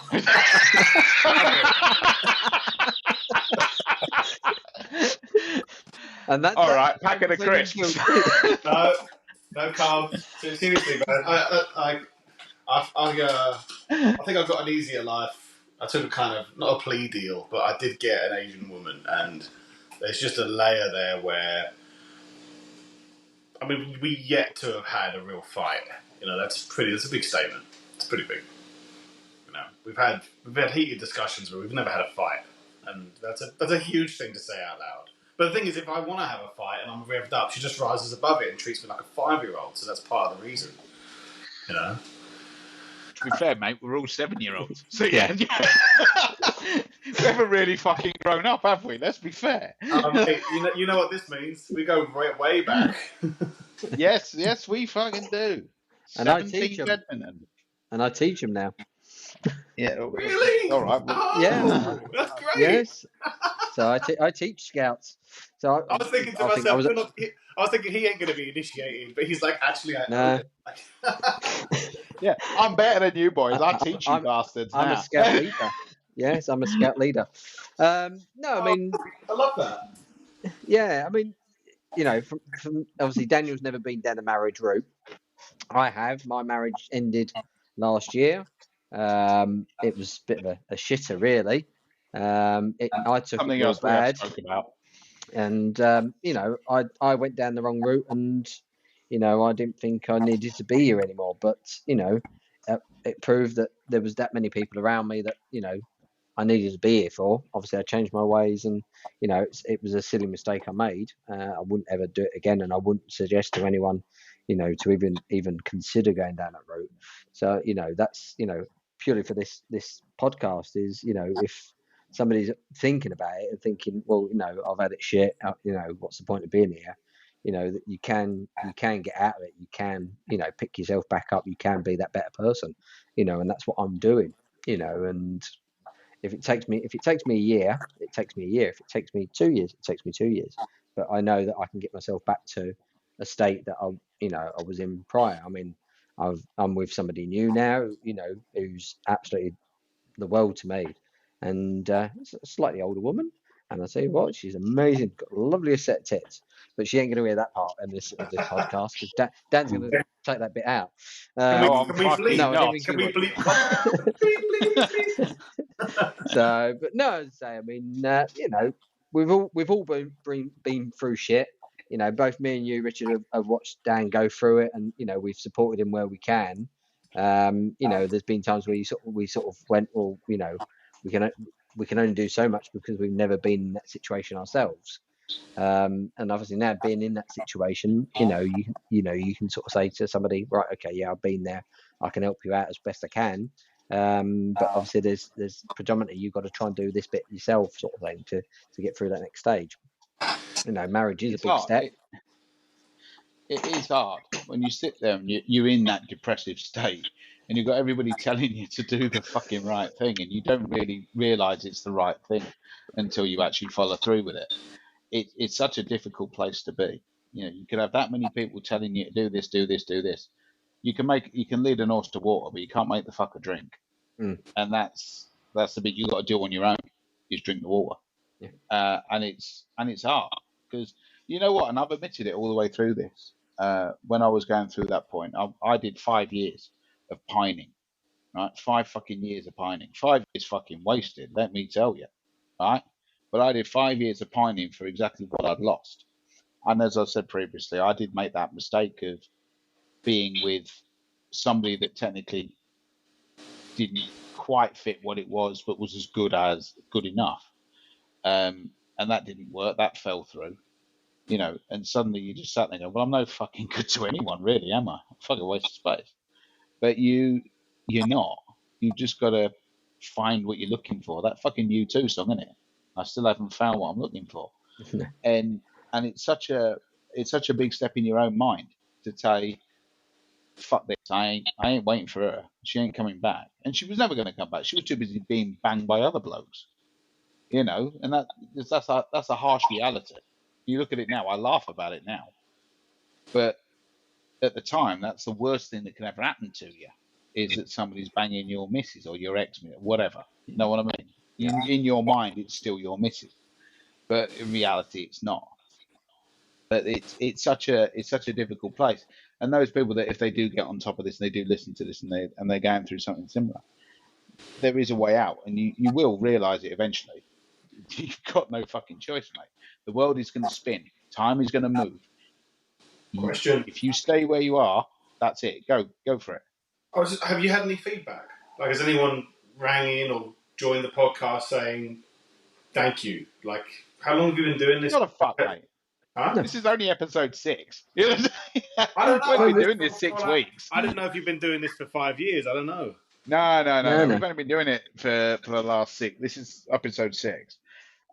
We've had quite a variety of people listening in. So we've got people that have listened in from Russia. We've got United States, Germany, obviously the UK. So there's people starting to listen in, and sort of the age range that we're getting is the biggest age range is the 35 to 44s, and we've even got 45s to 59s. So there is a good listener stats there. I was really hoping you were going with spreadage. I was really hoping you were going to say we got good spreadage. We'd love a good spreadage. But no, you fucking fell on that one, didn't you? You wanker. Yeah. But we've talked, obviously, previous podcast. We was talking about a midlife crisis. I mean, I've had mine. Look at him. He's got a fucking pot. We're just talking about, and a tea cozy as well to go. Kettle cozy. Yeah. But no, we was talking about midlife crisis, and I had mine a couple of weeks back, and I got a tattoo done. So obviously, well, bloody how much milk do you need? It's a big fucking cup, that. No, you don't understand the size of this cup. It's bigger than my head. Right, yeah. Oh, there we go. Yeah. That lasts me about a week, that thing. But I'm so cliche. Saying a lot about my size of cup, mate. I'm so cliche British. I think I'm addicted to tea. Like, I'm just known for it. Yeah, but we were just saying Dan hasn't gone through a midlife crisis, and he's not even he's not going to get a tattoo done. He won't do a skydive. He won't do a bungee jump. It's a bit boring, really. Mate. It sounds fucking worse. Get a tattoo while jump off a plane and get a tattoo while falling. At the same time. So as we're going through the air, What is it? Yeah. What is it? It's a mess. That'll do. That's the flight pattern down from the sky of the plane. You just written the word.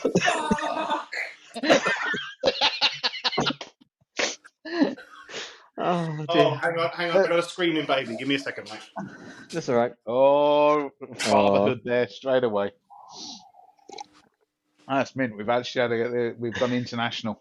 Oh, well, we were international generally for our listeners. Yeah, we've got an international guest.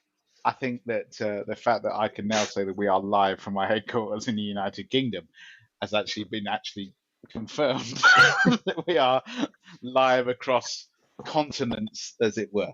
So those that are listening in, if you want to join in from wherever you are in the world, Singapore, Hong Kong, wherever, Vietnam, message us. We'll quite happily let you join in the conversation and tell us about where you live and your situation, really. So I think this is probably going to be one of our longest podcasts, if I'm honest. Yeah, I might have to go get a cup of tea while I'm still live. So I mean, I've already drunk my last one for the evening. Otherwise, I shall be awake all night through caffeine. Showing your age there, mate. You're showing you need to get some of those tenor men. Oh, tenor men, yeah. Cope with the spillage of down below. No, I'm not at that stage yet, thankfully.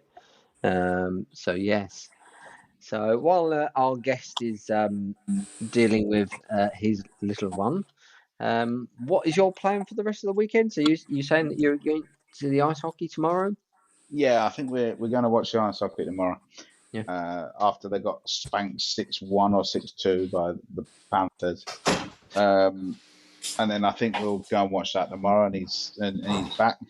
Yeah. And then I don't know. I generally don't know. All I know is that Monday, I'm on the South Coast.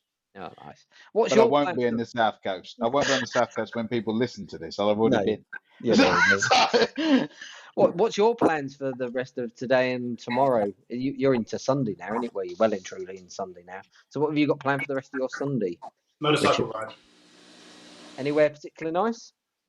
A friend of mine's going through some hardship with his missus, and he lives about an hour up the coast, and he's asked if he can borrow my blood pressure machine. That's how bad things are getting. It's interesting. We should be talking about relationships and stuff, and I'm actually supporting one of my best friends at the moment. And you know it's bad when he's asking to borrow your blood pressure machine. Like, I mean, you know it's bad. Yeah. And he's also a motorcyclist, so I'm going to basically ride up to his place, do his blood pressure, show him how the machine works, and just give him a break from being inside his head, because he's got a missus at the moment who's a fucking narcissist, and I don't want to get too much into it, but long story short, he made a critical mistake, and he got his fuck buddy pregnant. They were never in love, you know, and now he has a 5-year-old girl with this woman who's moved in, and she's basically succeeded in doing... I don't know if it was an original motive, but there's a pattern here. Anyway, long story short, now they're kind of stuck with each other, and there's just no real love, you know? And now she's trying to seduce him and be that guy, that girl, and he's just not interested. Like, he's completely... doesn't want to... You know what I mean? Anyway.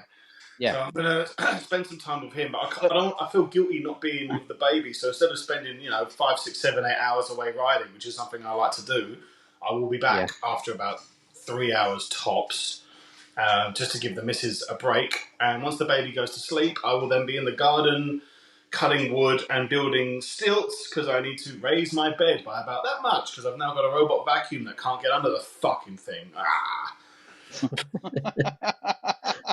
And there's us that actually has to get a physical hoover out and hoover the floor. This one here has I've got a robot vacuum.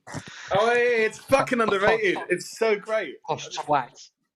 Do you know what, right? If I did that, she'd get mad. Thing? Because she does like actually taking the hoover out. Mate, I got to tell you something. This little cunt down here, right?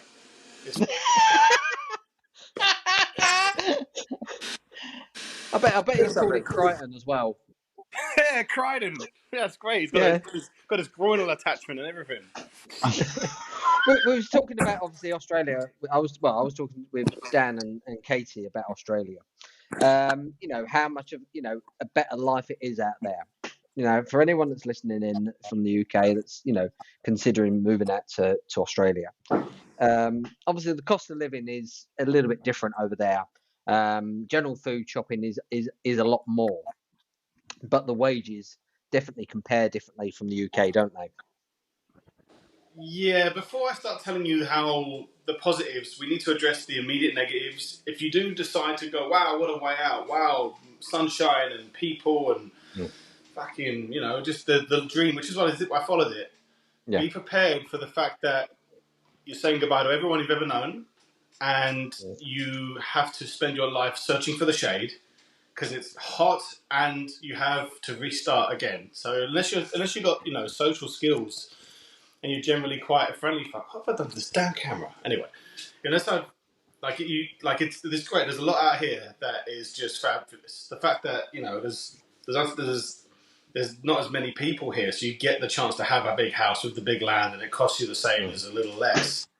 But there are terms and conditions, and there is a dream to be followed. But it's also, for example, since I've been here, 5 members of my family have died, and I didn't get to any of their funerals. And I wanted to go, and they're all like, no, if you're going to visit people, visit them while they're alive. Don't come back for the funeral. Like, I got talked out. My dad's quite to the point, actually, and he's not wrong. I respect him, but he's also a bit not cold, but he's a bit harder than I am. He makes me see. I think the word is blunt. Is the word you're looking for? Yeah. But there is a sad side to it, but then they go to the positive side. For example, a normal house here, let's say it costs £500,000 English, which is pretty much what a normal 3-bedroom would cost you in London, right? Mm. In London, you'd get like a small 3-bedroom house, maybe a driveway spot for one car if you're lucky. And over here, you'll have enough room for 8 cars in your front garden, and you'll probably live on about 1,000 square meters. You have to buy a drive-on lawnmower. So you do get more. But here's the other thing they don't tell you. So let's say, I want to go out and get some milk, or I need to go out and buy some sellotape, or you just need something. In order for me to get that, I have to drive to the Australian equivalent of Lakeside. There is no corner shop or convenience store. There's a Lakeside or every 10 miles in different directions. Understand? Yeah. So if you just want milk, you have to go to a shopping city pretty much. Yeah. And so it's unusual. There are things here that you wouldn't have known unless you've been here and tasted it. Even if you were here as a tourist, you probably wouldn't have picked up on it because you'd be in these touristy areas where they've made the convenience stores and they've got all these things you're going to need. But when you're actually living here, it's different, and it's okay. It's a good different, Take into account that skin cancer is a real thing. And we were never meant to be living here. We colonized this place, and now it's its own place. But everyone here, not everyone, but if you get into the bones of your customers and you talk to them, and a lot of them are elderly, they're all covered in cancers, they've all had their operations, they're all removed. You've got to respect the suns. You wake up in the morning, you brush your teeth, you comb your hair, you apply your sunscreen, and you go. It's the way. And you tap your shoes out before you put them on in case there's a spider in there. You know what I mean? There are little things that you become. It's like, when you look left and right across the road, they become normal, And you don't get a second chance. You've got to get it right. You've got to get it right. Yeah. I mean, I loved it when I went over and see family, say mine are in Perth. And obviously Perth, Western Australia, is full of a lot of pommies. It is a big area for pommies. But as I say, talking about housing and stuff like that, it's not so much the house that's worth the money; it's the land it's on. That's where the money is, and you'll agree on that one. And as I said to Dan, no two houses are the same. No, they're not. There's no terrace housing here. Not really. No, and you get that space. Near enough majority of people do have a pool, and one or two carports, as they call them over there as well. But as I say, just the general cost of living, as I say, as you say, for the shopping, it is like little retail parks. Each suburb has their own mini retail park. You can guarantee you'll have a Target and a Woolworths there, which is strange. That's something I fucking miss. Yeah, but it's not the same Woolworths. Woolworths over there is a supermarket. Obviously, that's correct. To clarify, Woolworths is Tesco's, basically. Yeah, so that's the equivalent over there. You get drive-through off licenses, which is strange. It's a contradiction. It's a contradiction in itself, isn't it? I know. A drive-through. Just load your car up with some, tinnies. And it is nice. I mean, food-wise, it can be costly if you're eating out. But then the food choice is something out of this world in some places. I mean, I don't know how far you are from the beach. Are you far or? I've moved inland now, so if I want to get to the beach, it'll take me about 40 minutes. But so it's not too bad though. It's not too bad, but it's not the beach. South End. That particular beach isn't the beach where you'd want to go. I'd want to go to Surface Paradise, Yeah. And that's where I was living for 4 years, and it's part of the reason why I got sodomized with staying here, because I was just waking up every day to fake tits and big abs and crazy music and bloody tourists and great food and crazy music and backpackers, and everyone just loved my accent. It was fucking brilliant. But then I didn't realise that Surface Paradise is it's not really a real place. It's a made place for the tourists, you know. But I assumed that was Australia, actually. Yeah. You know, like I didn't meet my missus until I left Surfers Paradise. I moved 100 miles north to a different city called Brisbane, and you know, I pretty much met her on the first day. And my life I grew up a little bit when that happened, to be honest with you. Dan hasn't yet, but I mean, going into like work-wise, I mean, going from the job that you had, British Gas, wasn't it, that you over here? That's right. Yeah, I was a British engineer for 10 years. Yeah. So then, obviously, you've gone over there. Now you've obviously gone into sales. Now, seeing the money difference there, would you say that you've seen a significant increase in your wage, or would you say it's about the same? I actually went through this only about 2 weeks ago because I just had to organise my tax. So I actually know that I'm probably making about 20% more now than I would be if I was still with British Gas doing the same job. But I work for myself. I've got to do the tax thing. I've got to take out the expenses and the VAT and the GST and the BAS and all these things. So by the time you're done with that, it's not muchy. I'm still making more, but the cost of living here is a little higher, especially with food shopping and things like that. But where it balances out is, you know, I've got 20 solar panels on my roof, so I don't have an electric bill. You know what I mean? So there are things. There are things that, you know, that it's almost difficult to answer the question without the statistics. But generally, I'd say I'm making more. I'm working. Things in England, when you finish work, the weather's not on your side. You want to go home, stick on the TV, and just say "fuck off" and just just stay home. And here, when you finish work, for wank. you just do it. Well, at the end of the night, but like during the day, unless you're one of those day wankers, bus wanker. I am, yeah. I might as well get paid for it. Bus wanker. But I mean, you know, even like the cost of fuel over there. I mean, the last time I was over there, it was working out around $1.35 to the you know, and that roughly for fuel. Yeah, so but it's gone up a little bit. We now fluctuate from $1.60 to $2.30. That's the fluctuation. So what's that? So it's about £1.40, £1.50 roughly. Give or take. If it was $2, you could call it £1.20-ish as a medium. So it's not too bad. I mean, obviously, my the car that I had out there, it was an LPG and fuel. Obviously, LPG is quite a big thing out there as well. A lot of the vehicles out there are dual fuel, which obviously, so it saves a lot of, you know. If for you, Dan, if you was out there with a work vehicle, I would say you'd probably go with dual fuel. You know, insurance is obviously a big thing. I mean, depending where you are, if you're driving further to the outback and stuff like that, where you know that your vehicle's going to get done. If you haven't got a rhubar on your vehicle, that, you know, that impacts your insurance over there on your vehicle. But you know, obviously you'll agree, Richard. Obviously, when you get in a vehicle there, you're paying for the license plate so much, obviously, because you're taking the vehicle over the pit and getting it, you know, insured that way and registered that way. And you know, vehicles over there, I don't think they're overly priced, really. I mean, everyone tends to go with the Holdens. The Holden seems to be the most popular vehicle out there. Holdens went bust. They're gone now. Have they? Ah, I didn't know that.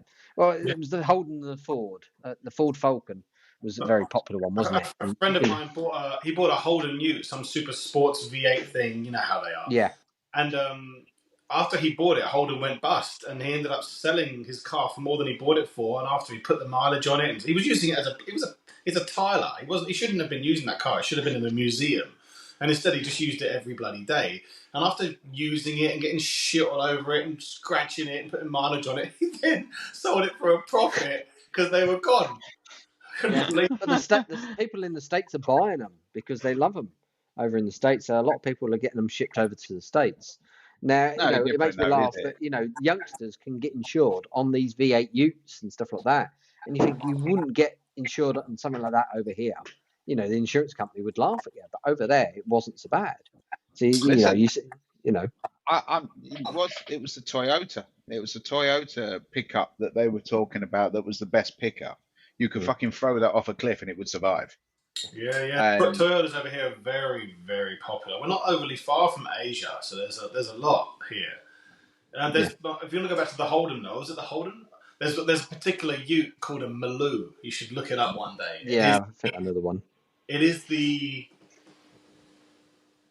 Concorde of utes. It's a fucking sin. It's just so dangerously overpowered. Unless you've got 200 bricks in the back, it'll just spin out.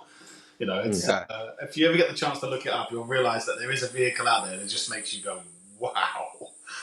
Yeah. Really. I mean, do you see a lot of the classic vehicles over there, like the Model Ts? But obviously, they've a lot of them have got Z-Tech engines, Ford Z-Tech engines in them. So they've got a classic body, but they're basically running a Ford Z-Tech engine in them because it's a very popular engine over there. There's no way to know unless you're looking under the hood or listening. Yeah. But again, that's popular over there. Under the hood. Fuck's That's what they sake, call it man. over there. Yeah. You just got to get with the lingo. Anyway, here's a thing for you then, Mr. Gallia. Have you had a Castlemaine 4X yet? Yeah, the factory ain't far from here. Yeah. You know what? Can I tell you something? I learned something about 4X Gold over here, right? Yeah. All the alcoholics drink it because it's weak as piss. Like it's one of the weaker beers, and my friend, is it really?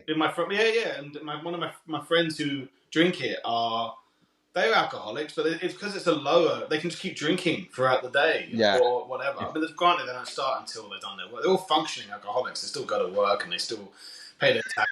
But as soon as it reaches 2:00, bang, let's go. You know, or 12 actually for another guy. He waits till 12:00 and then he gets straight on the teacher's whiskey. He goes, that's a anyway. So yeah, the factory is actually here in Brisbane, the big 4X one. They got the big 4Xs in red that light up, and it's only 1X plus. It could look like a bloody porno place, but luckily the other. I'd say because we used to have that here. One bulb goes, that's quick, get the bulb fixed, quick. Everyone knocking on the door, going, I need ladies here. Yeah, So, we used to have the beer here, Castlemaine 4X. It used to be no, you wouldn't give a Castlemaine 4X for anything else or something like that. I think the saying was at the time, but they don't sell it here now more. I didn't know if it was still going. No, it's the Fosters that made me surprised the most. And you'll know what this is if you've been to Australia. You walked into a pub and you've asked for a Fosters and you don't sell it, and you go to a bottle of off license and you try and buy it. They don't sell it. 4X Gold, right? Sorry, Fosters. You can read the can. Think Australian, drink Australian. Hey, like it's written on the fucking thing. Yeah. For 10 years straight, I was drinking it in London, thinking it was the best drink in the world and made me cooler. Because I just loved the flavour of it, and it was only about 4 or 5%. It was only 4%, so it was like, yeah. And over here, they just don't drink it. It's just not strong enough. You can't find it. If you do find it and you bring it up, they're going to take the piss out of you and call you a pommy. Yeah. But I mean, as I say, getting back to obviously, making the decision of going over there. I can see just how happy you are and everything like that. So I mean, I wish I'd made the leap when I did, but I didn't.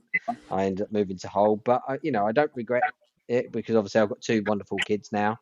That I only see them occasionally, which is hard.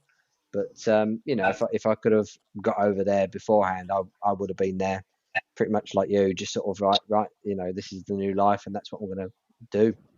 And any youngster that is thinking about it, if you want to go for it and you're not happy with it here, get yourself over there, I would say. But so you're in Brisbane now, though. There's a city between the Gold Coast and Brisbane. They're 100 miles apart. The city between them is called Logan, and that's where I live. All right, yeah. I've moved to Logan City, just like Wolverine, And there's a massive fucking. There's like a miniature little cliff. It was originally a hill, and they've blown it up with dynamite, and they put a road straight through it. So you kind of have to go through this, like, what's the right word to use? Like a kind of canyon. Valley. Yeah, valley. And they've painted the whole thing, and it's huge. It's like the size of 50 buses. It's massive, and it's got Logan there with his claws out, and it says "Welcome to Logan." I love about the Australians is I love the road trains. That's what I love watching. Just seeing them going down the road. Like 3 or 4 trailers behind them. It's like, you see one of them coming towards you. It's like, fucking pull over, get out of the way. They take no shit. They are not part or even allowed in Queensland, as far as I know. I've never seen one. Yeah, you can get a big double, but not the 4, 5, 6s. They're actually for Northern Territory or somewhere like you know what I mean. Yeah, Western as well. Yeah, along Yeah, Western Australia, because obviously you got all the mining towns. Top end I of think Western Australia. they allow it when there's less drivers because when there's more people are stupid. They might react wrongly around something so big. I think it's just I don't know. I've never actually seen anything more than a double, and even the doubles are humongous. 70 feet more. So it is a question for you. What are you driving then? What's your car of choice? I've got a couple of cars. So I'm currently, because I've had a kid, I went out and bought the Dadmobile. So I've got like a kind of space cruiser sort of thing. I got myself a Renault Kilios, which is a nice big 2.5 litre 4-cylinder thing. It's really nice actually, but I needed to have something for the shopping and for the baby exclusively because my other vehicle is so full of stuff that I sell that I don't even have any room on the back seats. And the other vehicle is a Mitsubishi ASX. It's only a year old. I've done like 60,000 kilometers together. I've done like 6 years worth of mileage in it. And Daniel knows what it's like to do the mileage. Jesus. Yeah. But I mean, when you're out in Australia, the mileage goes up, exponential. Especially, if you live in Western Australia. I mean, driving between some of the big towns and that you could be 3 or 4 hours between them. But to drive from like Perth to Karratha, which is the north end of Australia, I mean, there's it's over a day and a half driving, nearly 2 days. But to fly is like 6 hours. It's like it's madness. But I mean, I had a Mitsubishi Pajero over there, which my sister now drives, and they said that's dual fuel, and she loves it. I live inside the cruise control. I even accelerate and slow down with it. It's great. You find yourself quite late. If you've got one that just monitors the car in front, it's mint. Yeah, this thing has all its silly sensors and stuff. My mate's car actually drives for him if he lets go of the wheel. I don't think I trust it. It's not a Tesla, is it? The lane assist. Yeah, like if he holds the wheel, it tells him his blood pressure and all sorts of stupid shit. Wouldn't want to read fucking mine. Oh Christ! Pull over, you not blood pressure, beats per minute, or I don't know. Fuck it, it's not my car. It's his car. Heart rate, Yeah.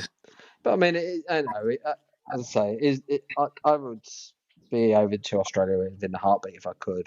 Obviously, it'd be Western Australia if I was going anywhere. Because the family out there. But even just even if you don't want to drive everywhere, the transport system is a hell of a lot better than the UK, without a shadow of a doubt. I don't know if it's the same with you. Is it all city run? There's just one operator over there. No, they've all gone private now. Oh, have they? See, obviously Western Australia all run Trans Perth, which is obviously the government-owned one, but I didn't know if the bus companies now. I don't know about the trains. I can't remember the last time I took a train, but I know the bus companies have gone private. But something's happened now where there's some kind of government grant, and I don't know when it's going to stop. But for like the last 6 months or a year now, it's only been 50 cents to take a bus. They decided to help everybody out, which is the equivalent of about 20p. So they've just done £3 for a single ear. Yeah, no, they've been really helping everybody out. And my missus told me all about it because she takes the buses. And my mum and her husband came over to help us with the baby for 6 weeks, and they enjoyed the cheap buses. Granted, they didn't know where they were going or to work out their way back, but they enjoyed the buses. Yeah.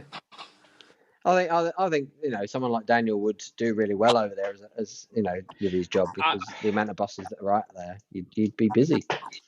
I'm too old. They wouldn't take me on. I'll tell you that now. Who's going?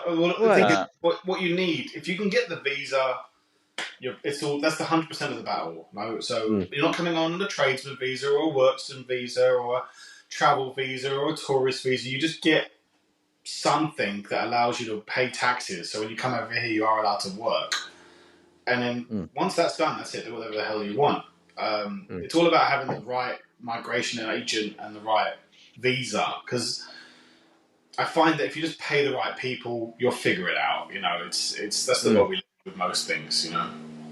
Yeah. See, if it was just me, there's a bloke that keeps saying that there's jobs at Volvo and at wherever.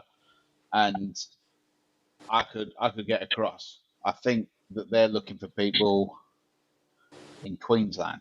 I think that's where they're looking for people. But that doesn't mean that's where you're going to stay, does it? It's the. I'm trying to think who else it was. Someone else down there anyway that was looking. Now, if I was on my own and I didn't have, you're not on your own though. Like you actually are a millennial, but you come across as a baby boomer. You know, you're a generation before yourself. You've got like 5 flipping kids. Yeah. You know? So you've got a young family, my clock work. yeah, but you've got a young family, so something they'd take on straight away. I know. The thing is, what I've got to look at is that if I was to move over to Oz, I know that my skill is required there. I know that. But could I bring the family? Yeah. Because Katie can't work after what's happened. So you're relying solely on me to work. And then there's 4 kids that are coming across as well. So I think for me, let me ask the right question, because my wife's a migration agent. Let me go ask her. It's all right. Don't worry. REFGL's now moving international. Right. We're going to have an extra guest on the show by the looks of it. I think it's definitely one of our longest shows. 2 hours and 40 minutes we're at the minute. Yeah, we've done really well so far. So yeah. Let's say my mate Ryan's over in Perth. Yeah. He's married. He's over there. I'll have to add Richard actually on the old WhatsApp. I'm not on Facebook, so. But we're sort of deviating here. We're actually both sat here like nothing to talk about, which is very strange, isn't it? I think this is normally the point where we're both sort of like, yeah, that's the end of the podcast. But obviously we've got this international guest on board. Oh, hang on. I think he's coming back. Here we go. She said you're fucked. Yeah, I thought that would be. She said it wouldn't be a problem for you to have a 3-month visa to visit, and you can get that 3-month visa quite regularly. But in order for you to take the baggage, at the moment things have changed quite a lot. Things do tend to fluctuate. At the moment, she'd say fucking no chance. Maybe if things change, then yes, and they do tend to change. Yeah. I'm not particularly at the moment looking to move anywhere. Oh, that's handy. Got enough on my fucking plate. I've just got to put my phone on charge, mate. We're down to 5%. What's that? Get in there, you See, what makes me laugh, right, is that Richard is of a similar ilk of Craig. He's gone through a couple of relationships, but he's the one that's told them to fuck off and never had a problem. Yeah. So asking Richard to explain to us how his heart has felt over certain women would be about as useful as asking a dog does it like food. No, it's a mixed bag. It's a mixed bag. Like, I'm still friends with some of my exes, and I've got other friends who I've completely had my heart broken. Like, I've experienced heartache. Like, I haven't gone through anything like what you have, but I've had awful heartbreak and jealousy and rage where you really find yourself. I've gone through all of that. Yeah. Especially over here, I've done that, and at home. Well, whatever. But for the most part, I'm not the most reliable source. I've only got a couple of stories, but you know, in a way, you are who you associate yourself with. And doing this podcast and allowing yourself to be open enough for people to see there's chat, there's talk.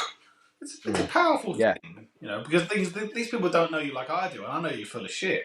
So just let it out. Well, they do now, right? Now. Just let it out. It's taking me nearly fucking 12 hours, but they finally worked it out.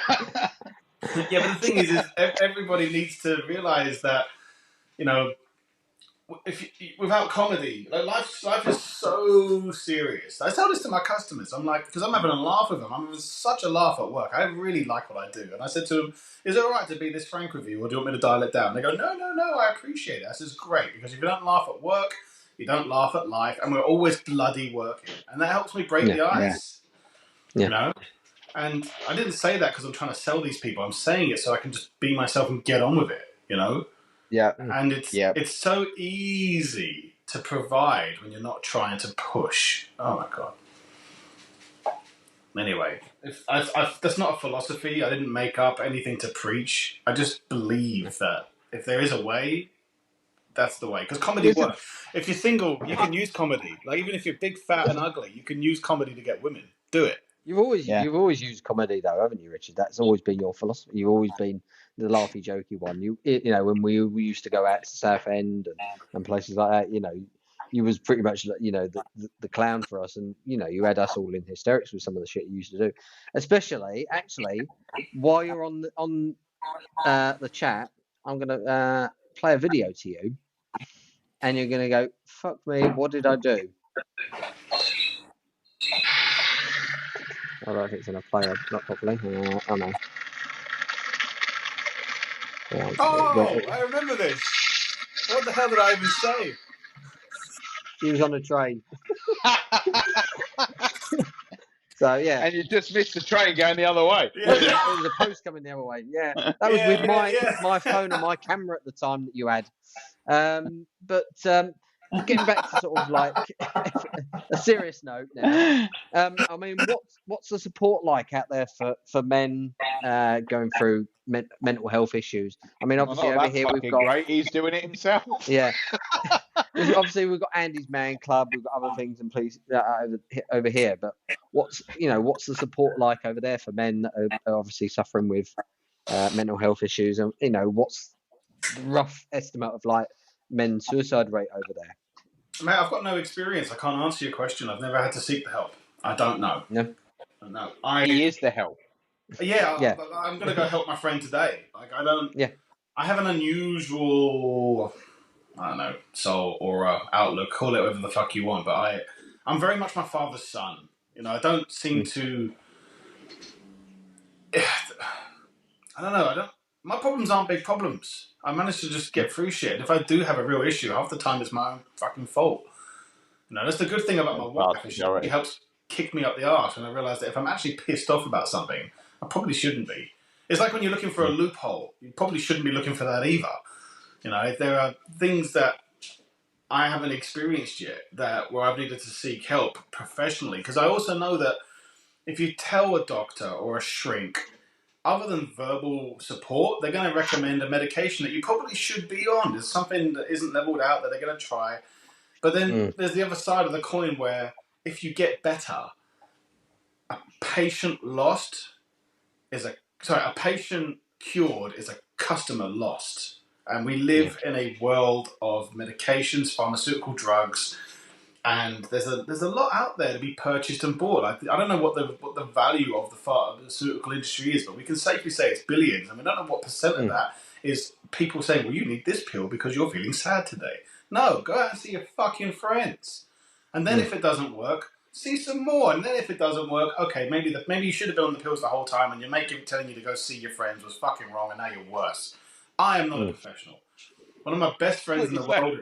Seriously, one of my best friends in the world here. He's a child psychologist, and he is not allowed to tell me what he goes through. But then he gets low, and he hangs out with me. We go out on the boat. We went out on the boat last Sunday. We spent 6 hours fishing, and that helps him just be reset. You know, so even the psychologists sometimes just need an out from hearing. There's a lot of horrors, man. They get exposed to absolute horrors. You know. Like, people have their own demons, but some people, they deal with other people's demons. And I am not a qualified psychologist by any means, but I certainly know how to listen and see if I can sprinkle on a little bit of humour just to break you out your fucking shell for 20 minutes. If I do that 10,000 times, you might be better. Who knows? Yeah. I love the fact that basically you just turned around and said, whatever it is, there's a pill for it. That's basically what you say.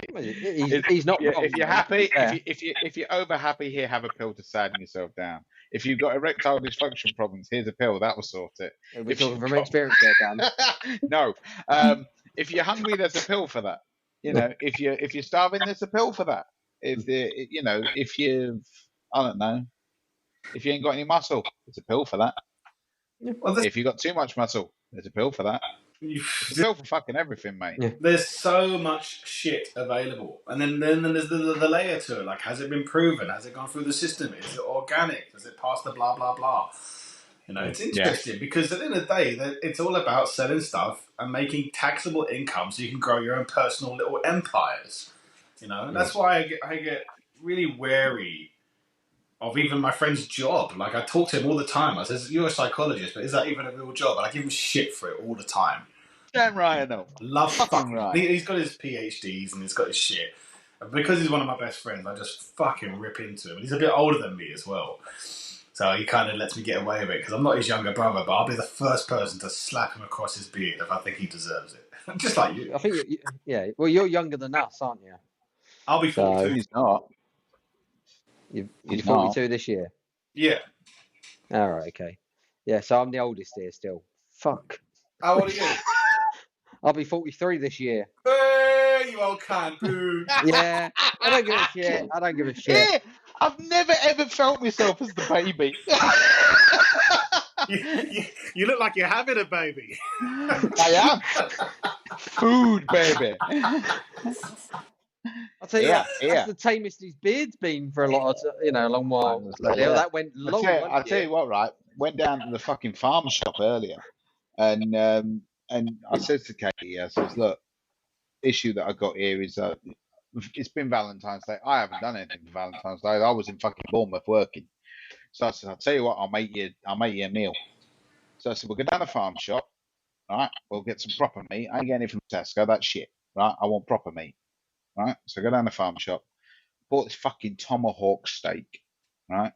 She's picked it. She was, I want that. I was gonna get fillet steak. Nice. The fillet steak is that thick. I bought that as well, right? It's that thick. This tomahawk is like that thick.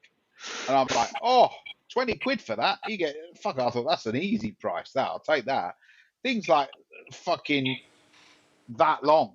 How Right? did you cook it? Bone out. I was like, fuck it. Well, I tell you what she said to me, fucking Kate. We've got one of those hot plates you get for the teriyaki.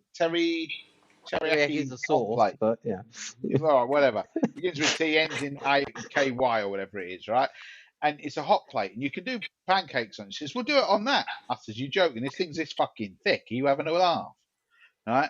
So tomorrow, because she went to bed early, and then she got up and decided to give a shit, right?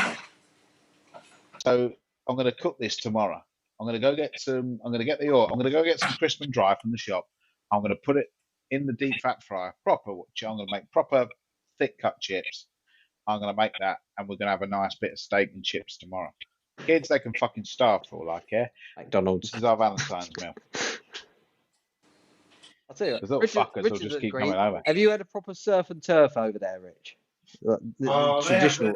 They have their version, but they're lacking, I'm afraid. Maybe they've gone downhill then since I was last, in Australia. But you can always get a decent surf and turf at some restaurants. But it's that nice variety. Just where I'm living, it's not. It's okay. I'll give it a 5. So here's a really important question then, Richard. And genuinely, you've obviously done a bit of a tour of Oz on the east side. Have you been to Ramsay Street? No, I haven't been to Ramsay Street. But I do feel like I'm living. Why? I am living in a Ramsay Street. I live at the end of a cul-de-sac, just like they do. Yeah. And I have made good neighbours become good friends. I actually, when I moved here, I haven't even been here 6 months, and I made a point to meet all the neighbours. I'm like, are you normal? You can check to see if I'm normal. Like, who the fuck are you? But obviously, my brain, I didn't say it. I'm just like, oh, hey. And I just had to check. And you know what? For the most part, I feel like I could leave my keys with everybody here. They're so sweet. They're so nice. Yeah, that's Edmonton, mate. Right. That's fucking Edmonton for you. Edmonton. I'm just on Google Maps at the minute, so I'm just looking at where you are. Oh, you got Flagstone, what park? I'm just having a look. Logan Village, Jimbuda, Park Ridge. If you look carefully, you'll find a place called Good Now, which is like good now. I always found that funny. But I live in Logan, and Logan is quite large. It definitely covers more ground than the outer suburbs of London. But there's probably less than 1 million. I don't know. It's hard to say. I'd say there's definitely less than 2 million people in Logan, which isn't a lot. No, I've seen Highway 95, 88. Logan Home, is that anywhere near you? No. Yeah, Logan Home is like another city on its own inside Logan. Yeah.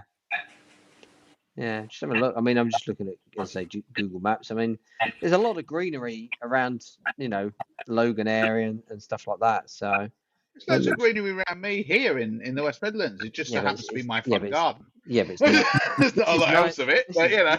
This is nicer green area. I'll have you know I've painted that twice. It's amazing, right? We might get 6 months where it doesn't rain and everything turns yellow and turns to dust and looks like not that. And then all of a sudden it'll rain for 3 months straight and it'll be fucking really horrendous lightning rain.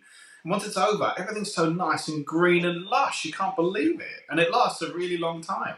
But then, See, the only thing mosquitoes come out and the mozzies are like, oh, look, there's Richard, he's coming. And it'll fucking just go for you. The only thing that makes me jealous of where you are is you're not far from Australia Zoo. So you're not too far, are you?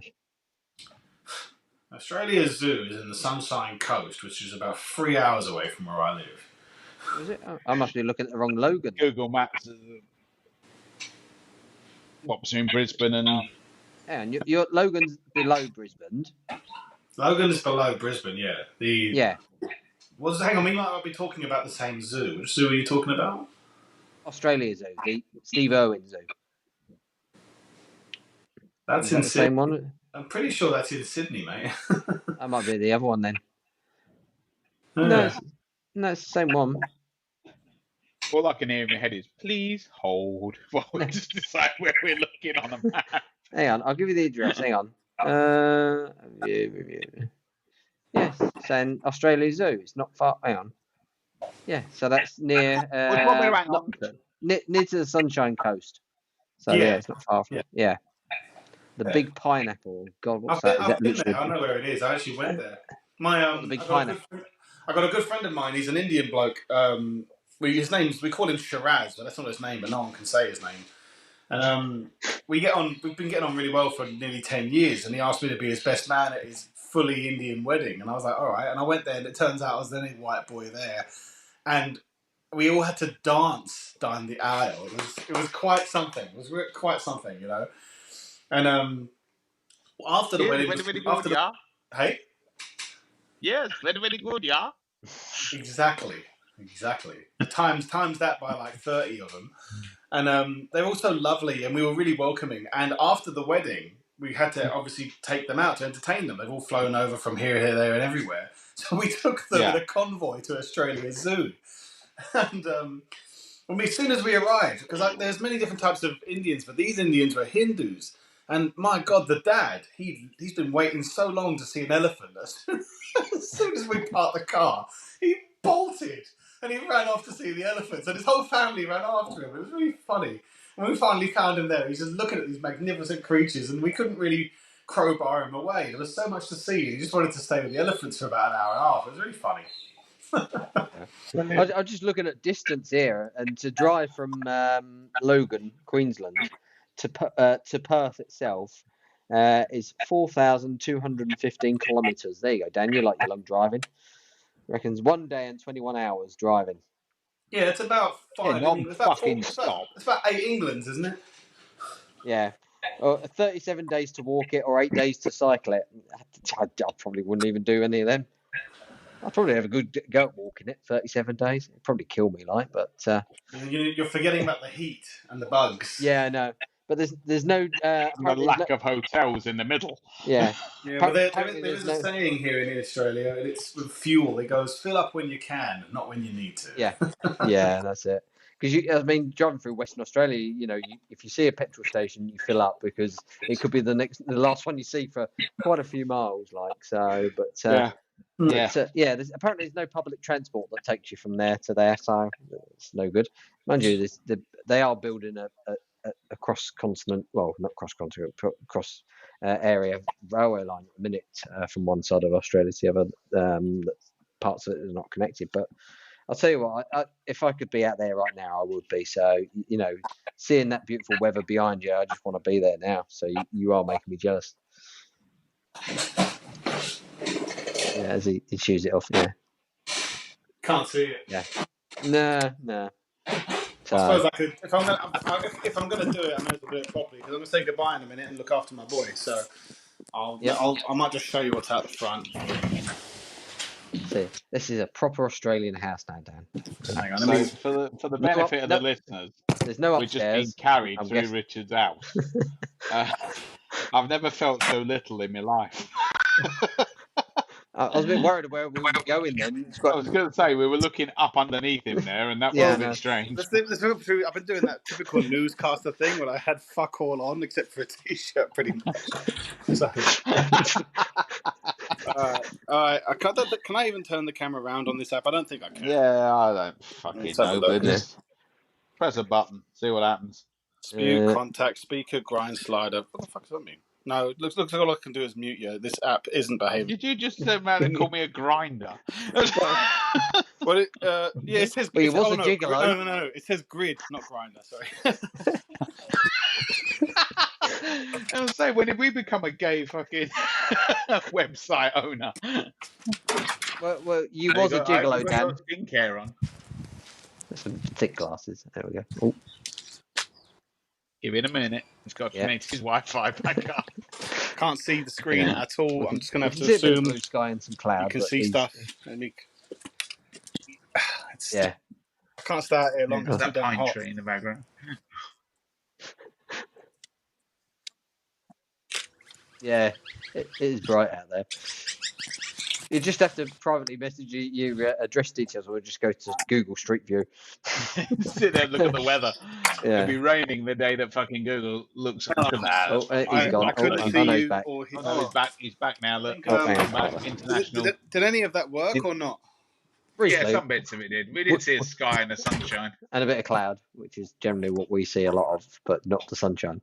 Not that high and not that white. No. Yeah, no, it's actually so hot outside. I could only stomach it for a few seconds. Right, yeah. Just for it, you, Rich, I'm just going to move my screen and turn it. That's what it looks like. It's just dark with his Coventry sticker on the window. Hey, it's night time. It's normal, man. That's fine. That's all And right. a road bollard outside. There's a road bollard out there. Yeah. Well. Oh, what? So when the trucks go over it, do they make a lot of noise? No, do you know what? I'm surprised because there's not meant to be trucks coming up and down here because the road bends too much. Yeah, they still stick a fucking single-decker bus up and down it for the school run. And I'm there like, I hope to God I ain't gonna have to fix that fucker. Well, it breaks down outside your house. It fucking ain't. Ain't being sorted out by me. Oh dear. Well, as I say, we're at 2.5 hours, and this has been probably one of our longest podcasts. Thank you, Richard, for joining us and enlightening us with your stories and your adventures of living Namaste. in Australia. Namaste the hell away from me. Yeah. You'll have to join us again one time when it's the evening there and it's the daytime here and it's pissing it down here and it's still like in the 30s. To be honest there with you, at mate, night. Sunday mornings are my only window. Otherwise, I'm working all the time, or I'm with the baby all the time. And so, like, to be honest with you, if you want to do this again, kind of this time next week, then there might be a chance, which is good. We'll sort something out. Yeah, definitely. Make it an added extra.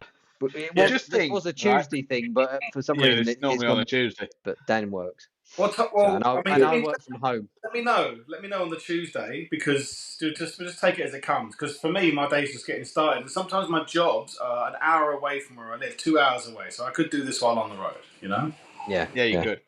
The fact that I think it's hilarious that you've actually joined us on the theme start of Thundercats is brilliant. Yeah, and being a Thundercats fan. Well, I never heard anything. I didn't see a theme. No, I know why. Because I've just checked the editing software and I'm still on it, and I'm live on that stream at the moment, so you won't be able to hear it. If you'd have looked at it when I sent it, you'd have seen it. But I'm feeling a bit let down, boys. Like... Don't worry. Just what you do is you listen to the first minute and a half. Right, which is the theme song, and then just forward it to fucking 1 hour 35, and just avoid the first bit, and then you'll come on where yourself comes on. Sure. Well, it's nice to know that it's nice to know that you can do something like this, and you can actually kind of be yourself, and we don't have to be completely politically correct. You know, hopefully we don't offend anybody too much who might kick up a. Oh, I've already warned them about that. Yeah. Yeah, but you have a disclaimer that comes up stating. No, I actually wrote it. Yeah. I think the last one, right? I'll see if I can find one. The early ones are pretty nice. Hang on, I think I this could probably one. play that audio link actually. Thinking about it on my end. Let's have a look. Can you? I think so. I'll listen, see if it works for me. I'm doing. Oh no, Just gonna go check on no, it won't let me. But No, yeah, it won't. it's been. I'll wait until he comes back, and then I'll shall do the outro as we do. But it's been a great podcast this evening, Dan, hasn't it? It's certainly been a lot longer than I thought it was going to be, but it's actually been a really entertaining and surprising one. And I think that we've got such a, it was great. This is a surprise guest. I can't even put anything about it because of the fact that he's just jumped on, and that's fucking brilliant, right? So, and the fact that he's all the way like 24,000 miles away, the other side of the planet, and we're sat here having this conversation. 17,000 kilometers. Yeah, we'll have to call him Captain I would try and get Planet further away. I would try and get further away from you, Daniel, but I don't have a spaceship. see Elon Musk. You know what, right? This is what this podcast is about. It's about having a chat, having a laugh, and realizing that you're not the only one you're going through hell, right? We've all gone through hell. We've all gone through hell in our own way. Yeah. And I think that, if somebody listens to this, goes, they're a fucking bunch of cunts, aren't they? And then that makes them smile. Job done, mate. That's what it's about. That's what it's about. Yeah. So you might, apart from the fact that, Mr. Galia, you're fucking off and making somebody else happy today. If they actually fancy it, tell them to listen to this for a giggle. If they think that they're going through shit. I might even give them an invite and see if they want to be a part of it. But the thing is, one thing I didn't tell you about my friend is he is so... Is he not a friend? Well, he's a friend, but he's just so... He's more like a brother. We lived with each other for years. He's a great guy, but the English have always had a very unique relationship with the Irish. And this man, he puts the I in Irish. He's like from the village. Even I only understand about 80% of what he says. Like, he's so Irish. We just about understand each other half the time, so it probably won't make much difference, to be fair. Fit right in. Honestly, man, some of the funniest moments of my life is watching my Vietnamese wife trying to listen to him. She's like, "What the actual fuck are you talking about?" He's like, "No, come on over, let me just have a nice cup of tea." And she's like, "Huh?" It's great. It's funny. It's hilarious, and it will always be that way because you can't undo somebody, Yeah. Well, to be fair, I've heard your accent change throughout this conversation because it was very, very strong Aussie at the start, and I'm starting to hear that London twang slowly come back. So it's a London ting. It is a London ting. My name is Jeff. This is my birdcage. Jeff with his goat on a boat from Stoke. Cool, Jeff. Yeah, in a moat. So I will. If you want to watch that video of you on YouTube, just search Jagman UK, and you'll find yourself on there. I know where it is. If you type in train window fun, it turns up. Yeah. So yes. Gotta be careful how you pronounce that. The shit that we got I to actually watched that video many times, and I don't know what I was saying. Like, I don't know. I know you said we're on a train going really fast, and then woo, and that was it. oh fuck! There's a post. Yeah. Bring it in, and it was with my phone or my camera that you was doing it with, so it could have ended up halfway down the bloody railway line. Worth it. Oh yeah, it was. Yeah.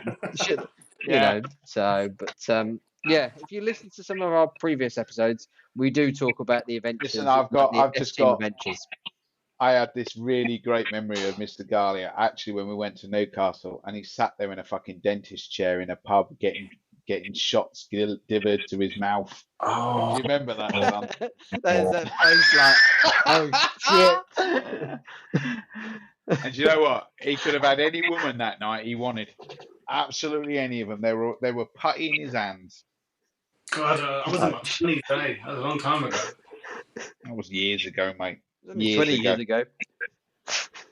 Yeah, no, we're all. The photos are on Facebook somewhere of me, you, and Neil Michael in that chair getting this Chinese-looking woman giving us these fucking shots. It was like it wasn't the dentist chair, but it was like a dentist chair. But yeah. Oh Look yeah. at his face. He's like, That's just a memory's just come back. I've just had one of those Dory moments. P. Sherman, blah, blah, blah, blah, you know what I mean? Yeah. Yeah. So, but Oh, I'd like wow. to say, thank you for coming on the show this evening, this morning, this afternoon. This evening and good night. Yeah. It's been an absolute pleasure having you on here and that. And we look forward to hearing from you again. Don't be a stranger. I'll have to grab your details when we come off the air briefly, and I'll have to keep in touch with you as well. Because it's always good to gain friends, and wherever they be. So, but yes, thank you for joining us on the Ginger's Man Club. Even though you're not ginger, you're looking a bit more greyer than the pair of us. To be fair, My whole upper chest hair is just grey now. It's bollocks. yeah. And a bit thin on top, like Daniel. To be fair, But I'm not lying, mate. You still have a cracking set of norks on your chest, mate. That's all I'm saying. After what I've just seen like this there. camera angle. Oh yeah. Couldn't have it better. The Messiah, he has returned. Oh! Yeah. He's not the Messiah. He's a very naughty boy. You can trust all my advice with my halo. Yeah. What would be really funny at that point is if your wife turned the light out when you were doing The whole room just turns red. Yeah. Yeah. All right, guys. I love you and leave you. I'm going to go be dads. Yeah, it's been great, man. Thanks for inviting me on your podcast. It was a lot of fun. It was great. Yeah. I'll get your details from good to see you. I'll drop you a message. Okay. Cheerio. Have a good Take care, Mr. Dahlia. Be safe. See you later. Bye. What a ledge. He's still on. What a ledge. Oh, there he is. No, he's gone now. But, yes. What a ledge. He is. So, well, that's got to be, our longest podcast yet. yeah. And it has been, it just shows you, the life that we've had over the last 20 odd years, the ups and the downs, and the laughs that we've had. For anyone that is going through it, and that hasn't had that sort of, them ups that we've had, now's the chance to have them. Don't think what if, just go for it, because I think you won't regret it if you just want to go and live life. If you feel that you want to move abroad or just start doing stuff that's you wouldn't have done prior, go live it. One life, go live it. And I'm sure Daniel will agree on that one. Better to regret the things you've done than the ones you ain't. Exactly. So on that positive note, it's a good night from him. And it's a good night from me. Take care, everyone. See you later. Bye for now. Bye-bye.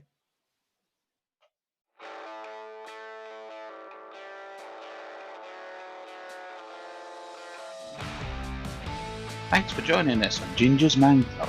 Remember, you can interact with us on all the socials, and you can always catch up with us on previous episodes streaming on Spotify, YouTube Music, and Amazon Music. We look forward to you joining us next time. Bye for now.